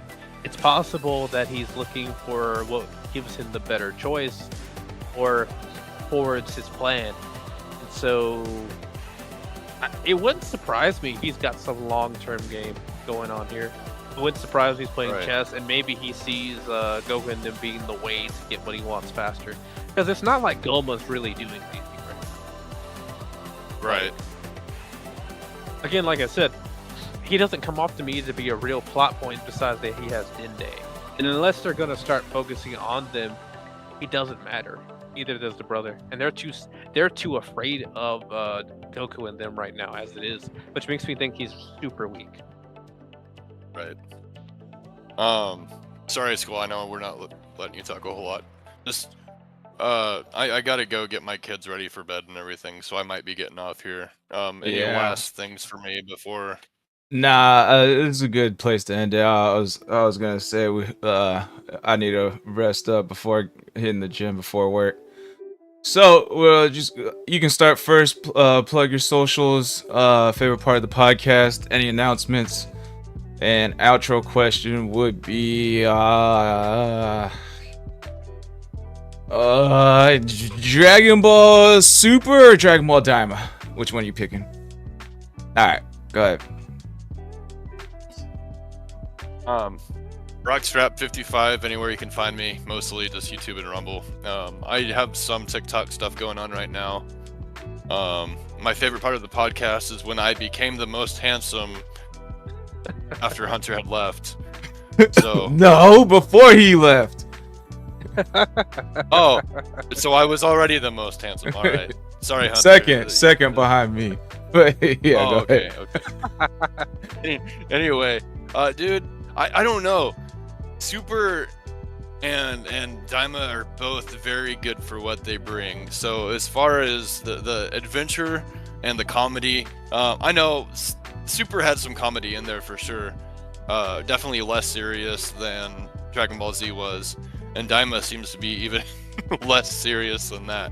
I do like I grew up on Dragon Ball, right? So of course I'm gonna probably pick Daima because I feel Daima is finally kind of full circle coming back to what Dragon Ball originally was. And yeah, I'll go ahead and pick that. All right, 7 Ninja, go for it. You can find me on Game Jolt MeWe and Rumble. It should lead you right back to my Rumble channel at 7ninja7. And I do have an Instagram. I post my AI stuff there, AI art. So if you want to see that, it should be 7ninja7 or I7ninja7i on there as well. Regardless, my favorite part of the podcast has to be the what if. We talked about Vegeta. What if it happens if Vegeta is the one that kills Frieza instead of Goku? I enjoyed that. And for our outro, honestly, I like Daima more because I feel like I'm seeing more characters have their time to shine. I'm thinking back to Pansy making that risky call to go back to get the Dragon Ball from the Kraken. I thought that was pretty cool. You know, I don't think most people would have done that. Pansy's like, nah, I'm about to do it. So, you know, we're seeing characters get a shine that we don't usually get to see shine, and you can see a lot more love put to these different characters. So, yeah. Alrighty. So I am SquallRush. I got a linktree /SquallRush with some backup accounts up in there. Bunch of other platforms. Please check out those to follow my other platforms. That'd be a great help. Get the Buy Me a Coffee account if you want to donate to me, support your boy. Please do. Much appreciated. Let's see. Favorite part of the podcast was who would be best suited for the Kaioken, because I changed all your minds on that one. Let's see. And outro question, I would probably have to pick Diamond too. It just feels like a way better written story between the two. It's like Super is just like, oh, there's a bad guy, new form, go beat him up. Daima doesn't feel like new form for every new bad guy. Daima feels like actual stories is being told versus Super just feels like, oh, there's a new bad guy, fight. You know, this one just feels like, oh, we're doing something. Oh, this happened, we got to do this. It feels like just a way better written story in my opinion. And the animation's just way fire from the get-go, you know. Super took a while to actually get to some good animation. Took all the way to Super Tournament of Power from me. And that's my answer. Alrighty, peeps. That was it for Great Nimbus Debates. I hope you all enjoyed that. Thank the panel. Thank the viewers for being here. It's been a lit one. We'll catch you for Senzu Talks Wednesday podcast. And peace.